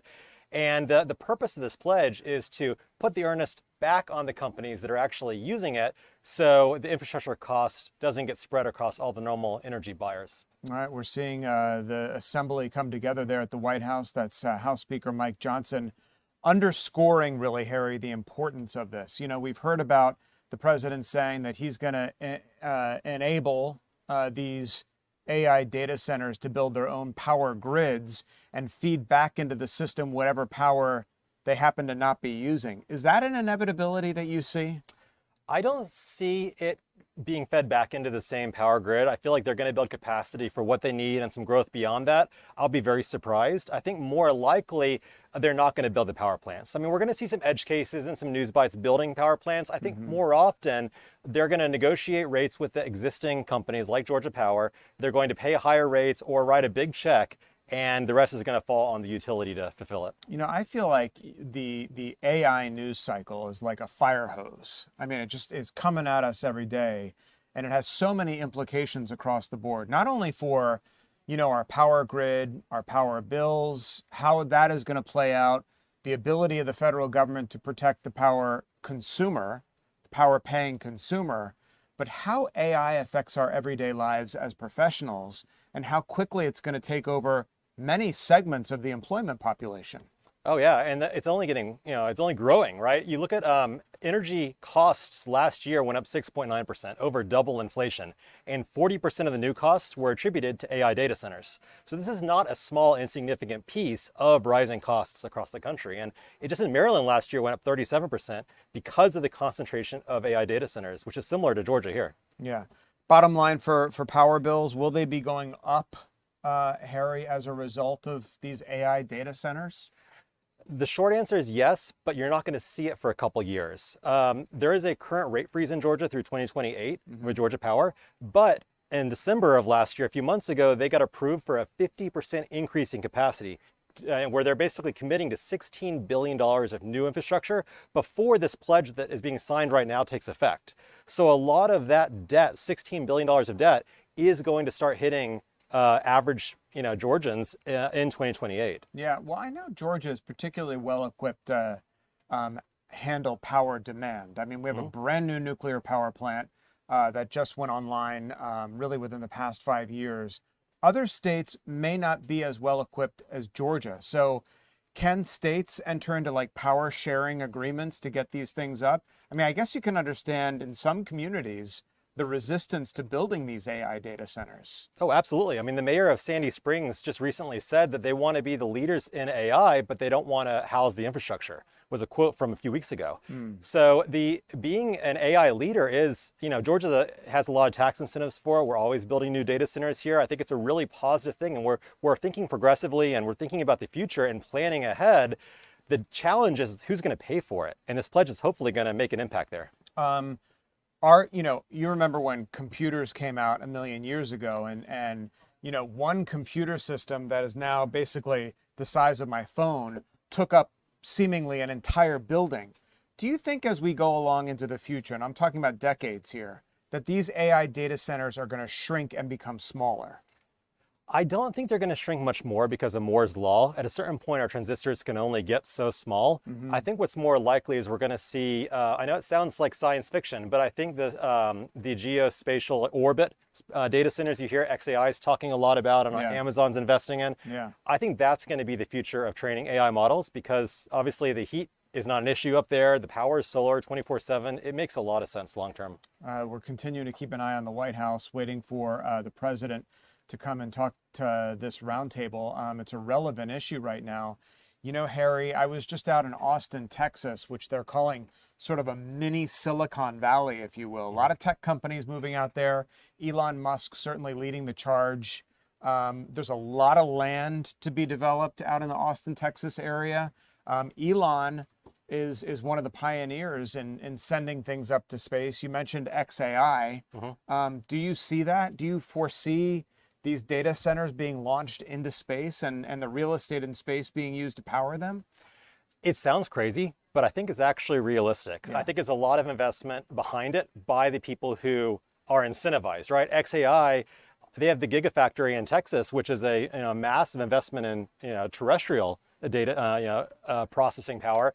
But obviously Elon owns SpaceX that can get things into space. Another big person in the space is Jeff Bezos and Amazon. They spend a ton on data centers and AI training. He also owns Blue Origin, the space component. So there are a lot of overlaps, and I could see how that could become realistic. Are these pushes into these AI data spaces among these companies? I mean, Elon Musk has always led the charge into technologies such as that. And I just toured the Gigafactory over the weekend, as a matter of fact. It is an engineering marvel. I mean, they can produce a vehicle in half a day, all right? And with all the use of this technology, these robots, is the push into this AI space meaningful relevance for these companies moving forward? In other words, we're basically talking about species survival here if they want to maintain their relevance. Yeah, absolutely. And right now we see an average consumer using their phone to ask ChatGPT the calories in dinner, right? But what you don't see is behind that screen, it connects to these massive facilities like the Gigafactory or these AI data centers. And it has a real impact behind it. It's not just some, your phone turning back and responding to you. There's a lot of energy. There's a lot of water usage. There's a lot of implications, environmental or economic, beyond that simple question you ask your phone.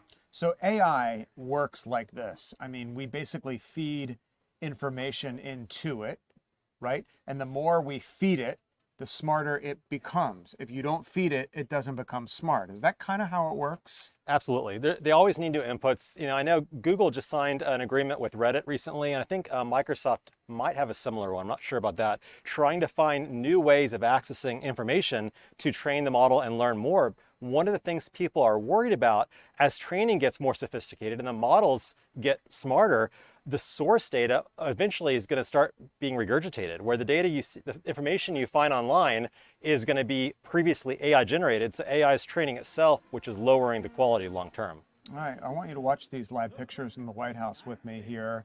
We're here with Harry Moggins. He's a data privacy expert as the president walks in to talk about AI, power generation, and protecting the consumer. What do you suppose the people in the hard hats there are doing? I mean, are they line workers? Are they people who are up on the lines powering these places? Well, I'm hoping they don't have to worry about using the hard hats where they are right now, but it's most likely symbolic for the power plants. I mean, the whole purpose of this pledge is trying to shift the cost from the average American consumer to the AI companies that are spending all this and this investment on power.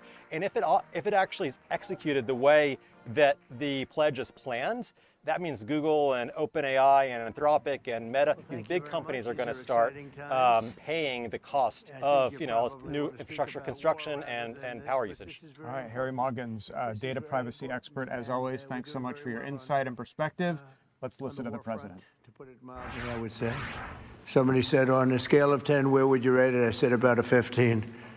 And we're going to continue to do well. We have the greatest military in the world by far. And that was a tremendous threat to us for many years. 47 years they've been killing our people and killing people from all over the world. And I think we have great support. And I think if we didn't do it first, they would have done it to Israel and give us a shot if that was possible.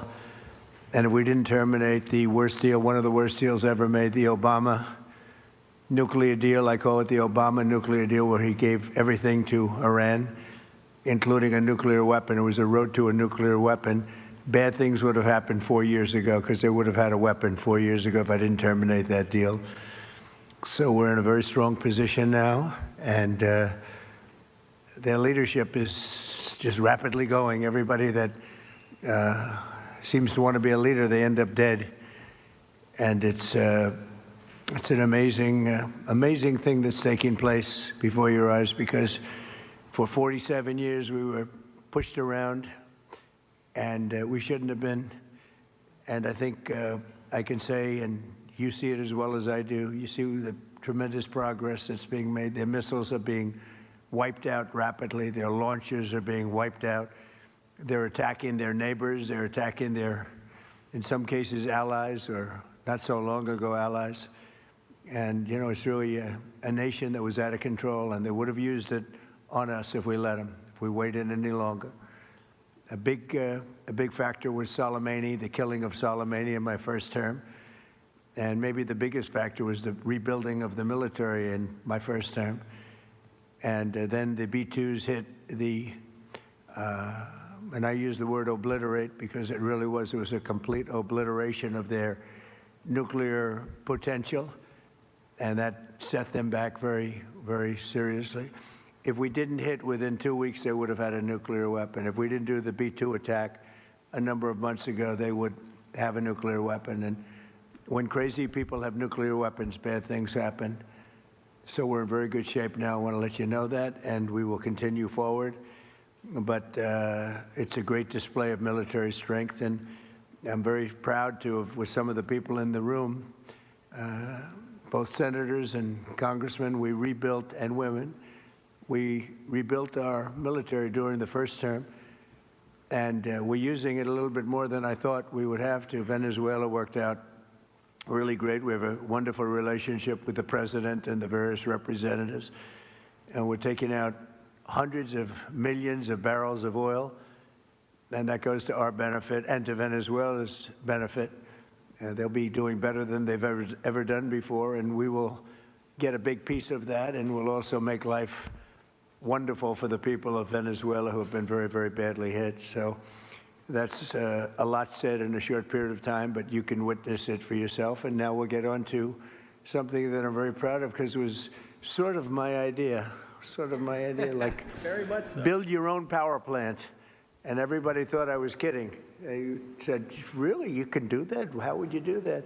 I said, we'll get you fast permits, and you'll build your own plants, but we're going to discuss it in great detail with the biggest people in the industry and some of our great leaders and senators. And congratulations on the Medal of Honor for your 100-year soldier. 100 years old, 101 to be exact. And Daryl's been fighting that he get the Congressional Medal of Honor for many years, Daryl, right? Mr. President, I give you all the credit for overcoming the lawyers in the Department of the Navy in a way that I thought was amazing. Yeah. And well, nobody could have done it but you. Maybe it'll be a long. We had to get it to him a little bit quickly, but he looks like he's in good shape. He's got some years left, right? He's planning to come back here for your next Medal of Honor ceremony. And, he's also going to be the star at Tailhook this summer if you want to come to Reno. Well, I congratulate you for that success. That was amazing. He didn't stop. I've known him a long time. He never stops. So congratulations. It's very nice. We're here this afternoon for a historic signing that will help keep down utility bills very, very substantially, and electricity prices for millions of Americans, and in many cases for a lot of people that don't really understand why they're going up, but they're not going to be going up. They're going to be actually going down.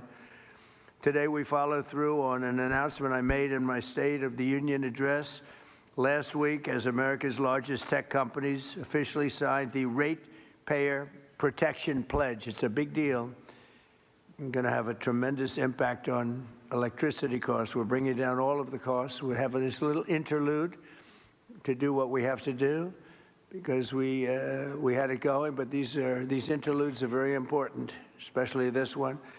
But the economy has never been like this. We broke 50,000 on the Dow. People thought we wouldn't do that within the first 4 years. We did it in the first year. And we brought 7 on the S&P, 7,000 on the S&P. They said that's even less likely to happen. And we did that too, all within the first year. Under this new agreement, big tech companies are committing to fully cover the cost of increased electricity production required for AI data centers. And that would be prices for American communities will not go up, but in many cases will actually come down and very substantially.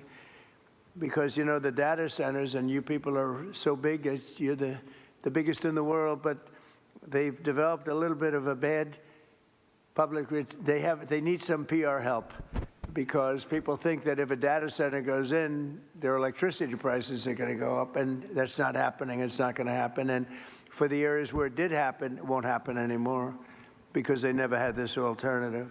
It's actually going to mean the prices come down. You're going to see how badly they want. Some centers were rejected by communities for that, and now I think it's going to be just the opposite. This means that the tech companies and the data centers will be able to get the electricity they need, all without driving up electricity costs for consumers. This is a historic win for countless American families, and will also make our electricity grid stronger and more resilient than ever before, so that's part of it. It's going to be strengthened up. And they're going to be getting a lot of excess electricity from the data centers where they build their own plants. They're going to be creating their own electricity. We're pleased to be joined today by Speaker Mike Johnson, who's got a difficult job, but he does it as easy as anybody I've ever seen do that job. It's never easy when you have a majority of two. I had pictures in the White House where President Trump is participating in an AI roundtable to advance his State of the Union pledge to protect people from paying higher power bills as a result of demand from these massive AI data centers. The president pledging expedited permitting when it comes to these AI data centers, wanting to build their own power generating plants as to prevent passing the expense of powering these massive data centers onto the consumer.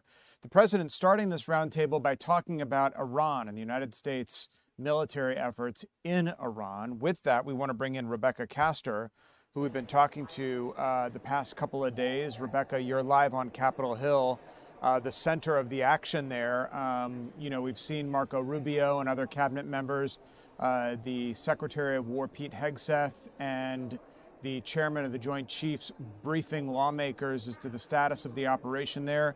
You heard the president not too long ago saying how, you know, they're taking out these sort of proxy leadership groups who want to lead Iran just like the old regime, and the United States certainly doesn't want that in light of all the effort, blood and treasure that we've spent in unseating that regime. Give us the latest on what's happening there right now.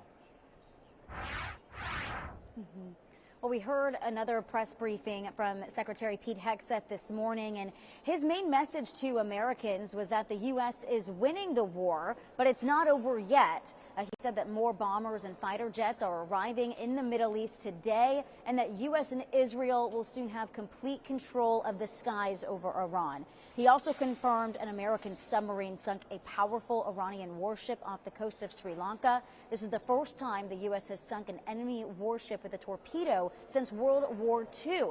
U.S. Central Command has a video of it online. It's pretty remarkable for those who haven't seen it. So this is an operation, Tom, that will go down in the history books. Rebecca, you know, as this war sort of unfolds, a lot of Americans are wondering about the timeline here. And while the administration hasn't put an exact date on how long this initiative is going to take, the president has said that it could take upwards of, you know, a couple of weeks. And then, you know, many people are wondering sort of what comes next. Has the Pentagon or Pete Hegseth talked about any more about sort of a timeline as to how long this effort is going to take? They really don't want to put a timeline on it because, of course, things can change. We worked some of our military sources to find out where that 4 to 5 week timeline, where that suggestion was coming from. And we learned that it's largely based on an estimate that the Iranians have a stockpile of about a month's worth of ballistic missiles. But again, the Secretary of War, Pete Hegseth, said this morning that they are running out of these fast. So could be shorter, could be longer, depending on what we're seeing with the Iranians continuing to strike back. How are lawmakers navigating this war, Rebecca? I mean, you're there in the U.S. Capitol. I know there's a vote today in the Senate at, I think, 4 o'clock relating to war powers and the president. Where do we stand on that? Yeah, so really interesting dynamic playing out right now here on Capitol Hill. In both chambers of Congress, you have lawmakers on the floor debating a war powers resolution. Like you said, the Senate's going to take its first vote coming up in about an hour. Democrats really want to rein in the president here and keep him from escalating this war without approval from Congress. The first vote again in the Senate today, and we're expecting nearly all Democrats, except for Pennsylvania Senator John Fetterman, to vote for the resolution. But nearly all Republicans, except for maybe 1 or 2, we expect they'll vote against it. So really, you could say that this vote is largely symbolic. It's about putting lawmakers on record so voters know where they stand on the war in Iran. And you bet both parties will use it for oppo messaging during the midterms next year. And finally, before I let you go, Rebecca, we talked about at the top of the show that the State Department is working to evacuate American citizens in the Middle East in several countries, Qatar, UAE, what have you. Do we have any insight on those efforts and the amount of people they want out of that region? Yeah, we just got new numbers from Caroline Leavitt during the White House press briefing this afternoon. She said since Saturday, more than 17,000 Americans have safely returned from the Middle East. Now, those people are not all the people that the State Department has helped. Some of those got out by commercial flights, and that's why the White House is putting out those numbers. They want people stranded overseas to know that there are still commercial options. Caroline Leavitt also mentioned that about 8,500 U.S. citizens just returned yesterday. But important to mention for anybody that has loved ones who are stuck abroad, any U.S. citizens abroad watching this, if you need help returning to the United States, you can register with the State Department. You need to do so either online or by calling. Go to step.state.gov. You can fill out your application. The administration is rapidly chartering flights free of charge and helping Americans book those commercial options as well. All right. Great information. Rebecca Castor live for us at the U.S. Capitol. Rebecca, thanks. As we continue here, a lot more still to get to. We had a big primary election in Texas yesterday with some prize winners and a couple of races that are going into a runoff that many people didn't expect. We'll cover the race in Texas and a lot more news happening today when we come back.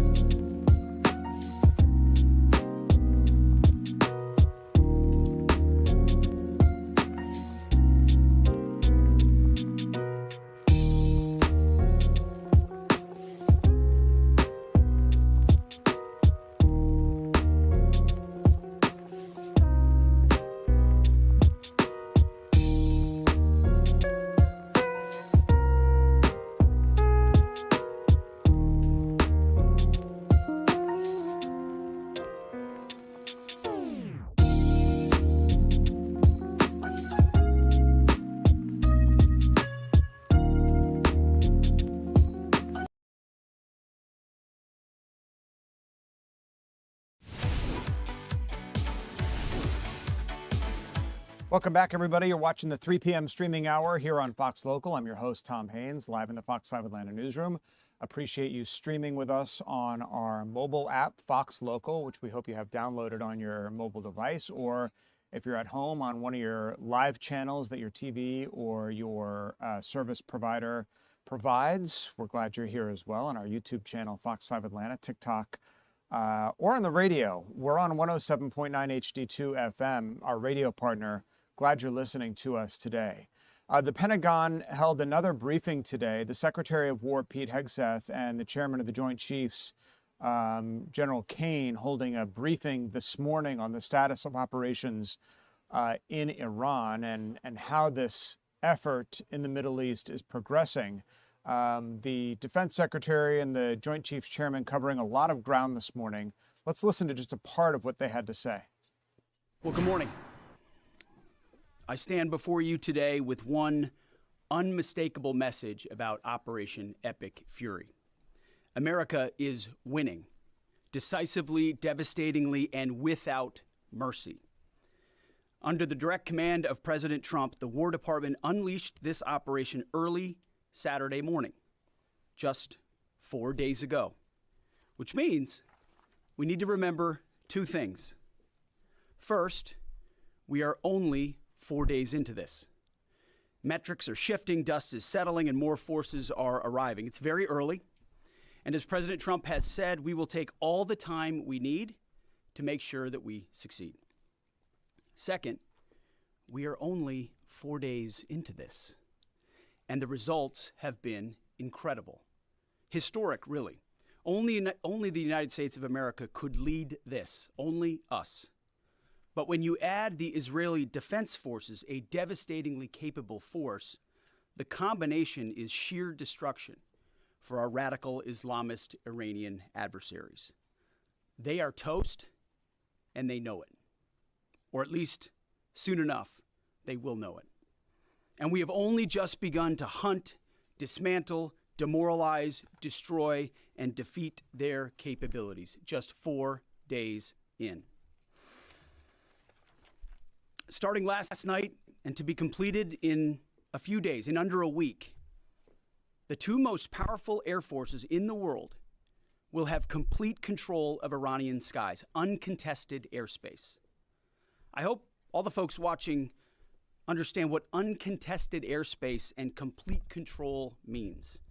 It means we will fly all day, all night, day and night, finding, fixing, and finishing the missiles and defense industrial base of the Iranian military, finding and fixing their leaders and their military leaders, flying over Tehran, flying over Iran, flying over their capital, flying over the IRGC, Iranian leaders looking up and seeing only U.S. and Israeli air power every minute of every day until we decide it's over.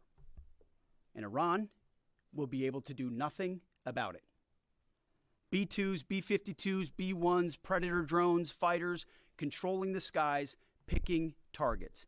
Death and destruction from the sky all day long. We're playing for keeps. Our warfighters have maximum authorities granted personally by the president and yours truly. Our rules of engagement are bold, precise, and designed to unleash American power, not shackle it. This was never meant to be a fair fight, and it is not a fair fight. We are punching them while they're down, which is exactly how it should be. Thus far, Operation Epic Fury has delivered twice the air power of shock and awe of Iraq in 2003, minus Paul Bremer and the nation building. The campaign has 7 times the intensity of Israel's previous operations against Iran during the 12-day war, 7 times. And as President Trump said, more and larger waves are coming. We are just getting started. We are accelerating, not decelerating. Iran's capabilities are evaporating by the hour, while American strength grows fiercer, smarter, and utterly dominant. More bombers and more fighters are arriving just today. And now, with complete control of the skies, we will be using 500-pound, 1,000-pound, and 2,000-pound GPS and laser-guided precision gravity bombs, of which we have a nearly unlimited stockpile. We used more exquisite standoff munitions at the start, but no longer need to. Our stockpiles of those, as well as Patriots, remains extremely strong. The enemy can no longer shoot the volume of missiles they once did, not even close, and the chairman will lay out some of those percentages. So our air defenses and that of our allies have plenty of runway. We can sustain this fight easily for as long as we need to. And as I said yesterday, we set the terms. Now, you may not see much of it because the IRGC shut off the internet to the entirety of the country. They blind their people on purpose, just like they kill their own on purpose. Much was made of the volume of missiles Iran was able to shoot in the first few days. And sadly, as we projected, a few got through and killed 6 of our best, who will hopefully arrive home soon. We will avenge them, no doubt. But I liken Iran's predicament to a football team who scripted the first 20 plays of a game. The team knew what plays to run because their first few drives were scripted. But now that the game has started and the blitz is on, they don't know what plays to call, let alone how to get in the huddle and call those plays. Iran's senior leaders are dead. The so-called governing council that might have selected a successor, dead, missing, or cowering in bunkers, too terrified to even occupy the same room. Senior generals, mid-level officers, enlisted ranks, they can't talk or communicate, let alone mount a coordinated and sustained offensive. That's not great for morale. The Iranian Air Force is no more, built for 1996, destroyed in 2026. The Iranian Navy rests at the bottom of the Persian Gulf. Combat ineffective, decimated, destroyed, defeated, pick your adjective. In fact, last night, we sunk their prize ship, the Soleimani. Looks like POTUS got him twice. Their Navy, not a factor. Pick your adjective, it is no more. In fact, yesterday, in the Indian Ocean, and we'll play it on the screen there, an American submarine sunk an Iranian warship that thought it was safe in international waters. Instead, it was sunk by a torpedo. Quiet death. The first sinking of an enemy ship by a torpedo since World War II. Like in that war, back when we were still the War Department, we are fighting to win. Also, yesterday, the leader of the unit who attempted to assassinate President Trump has been hunted down and killed.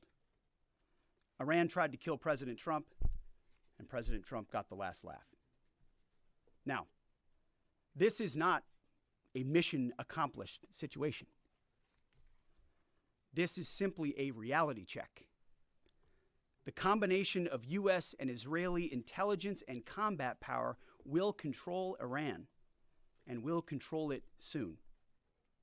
Sure, Iran will still be able to shoot some missiles, and still be able to launch one-way attack drones at civilian targets, and their proxies will attempt to attack our embassies, bases, and soft targets. They are terrorists, after all, and they need to target civilians because they can't fight toe-to-toe. But we will find them, and we will kill them.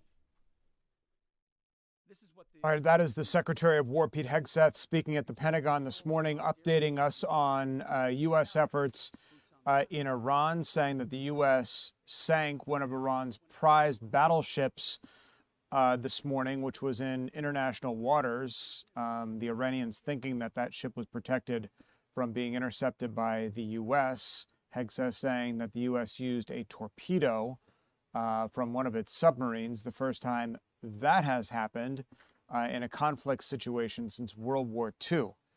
So the Secretary reminding us that we've only been at this for 4 days.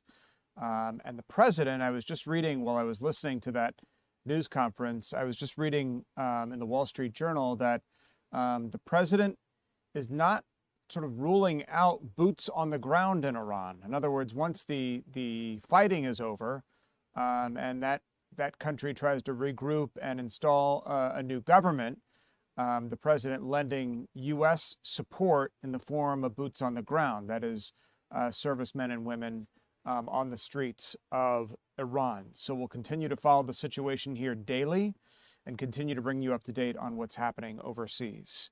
The 2026 midterm campaign, boy, it kicked off in earnest in Texas last night. We'll bring you all the details when we come back.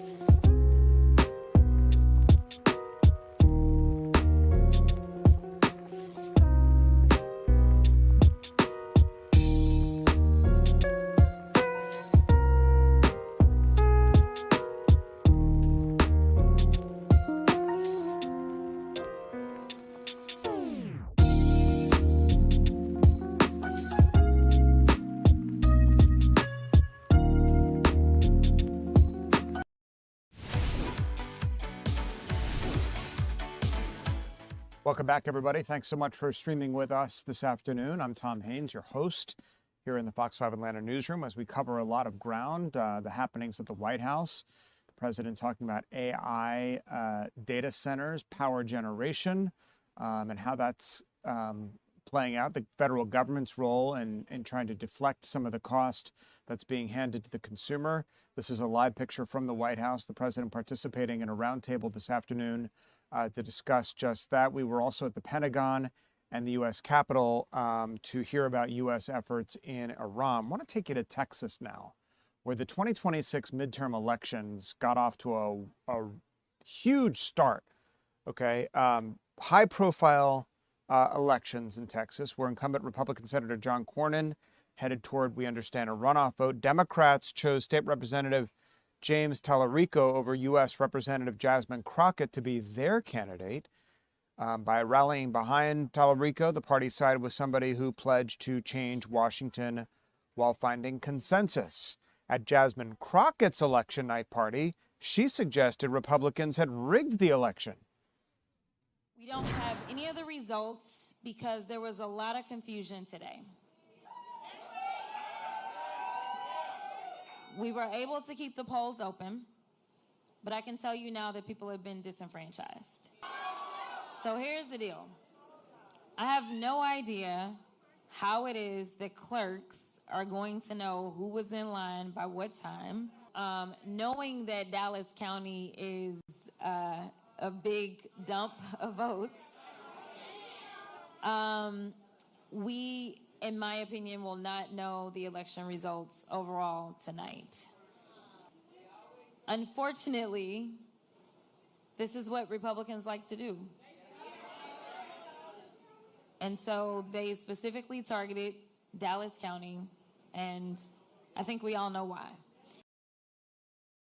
Again, those remarks at her election night party this morning. She posted on X, officially conceding to Representative Tallarico, congratulating him on his win, saying, quote, "This morning I called James and congratulated him on becoming the Senate nominee. Texas is primed to turn blue, and we must remain united because this is bigger than any one person. This is about the future of all 30 million Texans and getting America back on track. With the primary behind us, Democrats must rally around our nominees and win. I am committed to doing my part and will continue working to elect Democrats up and down the ballot." Meantime, Texans are going to still have to choose the Republican.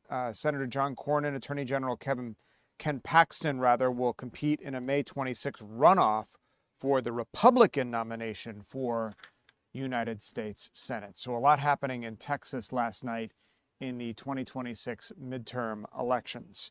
Want to get you to Capitol Hill once again, where the Department of Homeland Security Secretary Kristi Noem facing lawmakers yet again, this time House lawmakers, in some fiery exchanges. Want to play part of her remarks here from this morning.